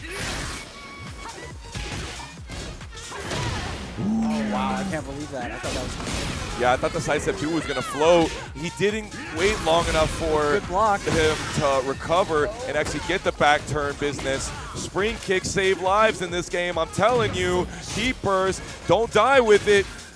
It's like dying with a smoking gun. Oh. Caught his legs one too many times. Signs of life from Hayes here. Taking game 3, not letting it become a shutout here in the reset. Composure. I think we can say that that's the name of the game, composure. Yeah. And the mix-up of his options, especially on the Moaning Crow transition, right? And I'm not seeing Slaughterwall try to step after Morning Crow, like when Jin is flying toward them, he's not trying to challenge, and you can. And so I'm looking to see something new from his retaliation. Yeah, so maybe some adaptation. timing shifts or something too as well. Yeah. Force some counter hits out of this. Right now, these guys are fighting pretty much nonstop. As long as they're not in blocks, so they're swinging. Great wall, wipe the floor, follow up. Beautiful. He is running this. Hayes goes for the sidestep button, but gets knocked out by the meaty hitbox. Look at all that recoverable health that, unfortunately, you're not going to be able to get back. Slaughterwall gets the round. The on-hit situation is rough right there. Immediate heat engager, guaranteed, and your back is to the wall. He has to run up on you after a lot of those, though. There are huge amounts of damage, but he might have a little bit of play to be able to get out. And the pressure this round has been all Hayes here. Oh, there you go. Slaughterwall's turn to shine here. Bringing him down to half health. Doesn't get. Oh, it gets it anyway. There you go. Nice. He's keep trying to go for that counter hit. Beautiful punish on the tsunami kick. But unfortunately, he went low at just the wrong time. Bailing him out again. Those wings, man. Red Bull up here. Sponsoring this man. Yes, sir. I just want to fly. That's such a huge round, right? Because that ties it up one apiece. This guy knows. Okay, going with the stiletto heel, pressing on with the plus frame. I know you didn't mash after me doing that. Tornado, you get spiked, and this is some crazy stuff right here. When you're with your back to the wall against Nina, this is a problem. He's putting on a clinic right now. Stop that offense. Get out of here. 2 rounds to 1. Slaughterwall. Turning point. All right, how is Slaughterwall going to choke it here? Nice demon hand to start the round. There you go. +8 into Demon Paw. Gets the guaranteed. Luckily, no wall splat there. DJ pressure is so intense. You're afraid to press anything. Nice sidewalk, though, to get out of it. Exactly. Perfect answer. Yep. Do not let this man heat Oh, he smash challenged on you. it. That was beautiful. That was beautiful. Excellent. Exactly what he needed. Slaughterwall has heat. He tries to go for the heat first. Oh, catches him with a demon Excuse me, the heat engaging power crush doesn't work for him. He gets punished and dies for it. Oh, that almost worked. If he had done it slightly quicker. Whoa. Nice float from Slaughterwall. Excellent keep out right there. Excellent. Wiping the floor, flipping him over, getting him next to a wall, but the tsunami kick gets him out of pressure. He's able to engage from such a far range, and it's safe. It's crazy.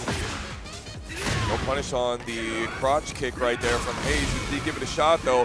Slaughterwall is taking on some chip damage, but maybe he wants it. Maybe he wants that rage.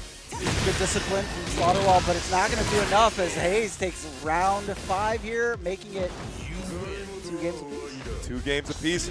We got to have ourselves a final game for our first Juicy Game Night Tekken 8 Weekly. Could you have asked for anything more? This is great. We got to give it up to these guys. We got to give it up to everybody today who came out. This has been an awesome tournament. Get ready for the next battle. I'm so excited to see the exciting conclusion of this game. And, you know, I was joking when I was like, how's Slaughterwall going to choke this one? But here we are. He's gonna watch this again later on and be like, man, F this guy. He's going to watch this. I bet he watches this later, and I hope he listens to all the punishment. Beautiful sidewalk. Oh, actually, that was the up back 1 right there to get him out of trouble. Oh, nice. Powerful. Nice empty Morning Crow. He's been doing that a lot. He's not been running the same mixes. He's been doing the throws, but like it's the timings of these that have been really going dividends for him. That's really what's going to separate these later matches. You get used to the way your opponent acts, and just a slight change, a couple frames, is going to lead to a counter hit. Notice that Slaughterwall had just enough heat left to be able to do the heat smash. I feel like when that is happening, I'm always thinking about that for my opponent. Like, I know you want to spend that right now. Yeah. I'm like holding back. Or extending a combo just to float them so that they can if it's about to run out. Yes, exactly. Hayes using the back swing Great blow. sidewalk into launcher from Slaughterwall. And he waited long enough for the recovery of the move to be able to get what he needed. Hayes with his back against the wall is so disciplined. He's been able to fight out of so many situations where Slaughterwell's had him in the corner. That combo was all because of a counter hit confirm while standing 1-2. And yowza, Hayes coming and striking right back. Dunking on him. Round 3 here. Goes for the laser scraper. Doesn't let it rip. Ooh, Nice duck under. beautiful duck. Just seeing what Hayes wants to do. We're still getting the data acquisition here. We're still learning, still adapting, even in round 19.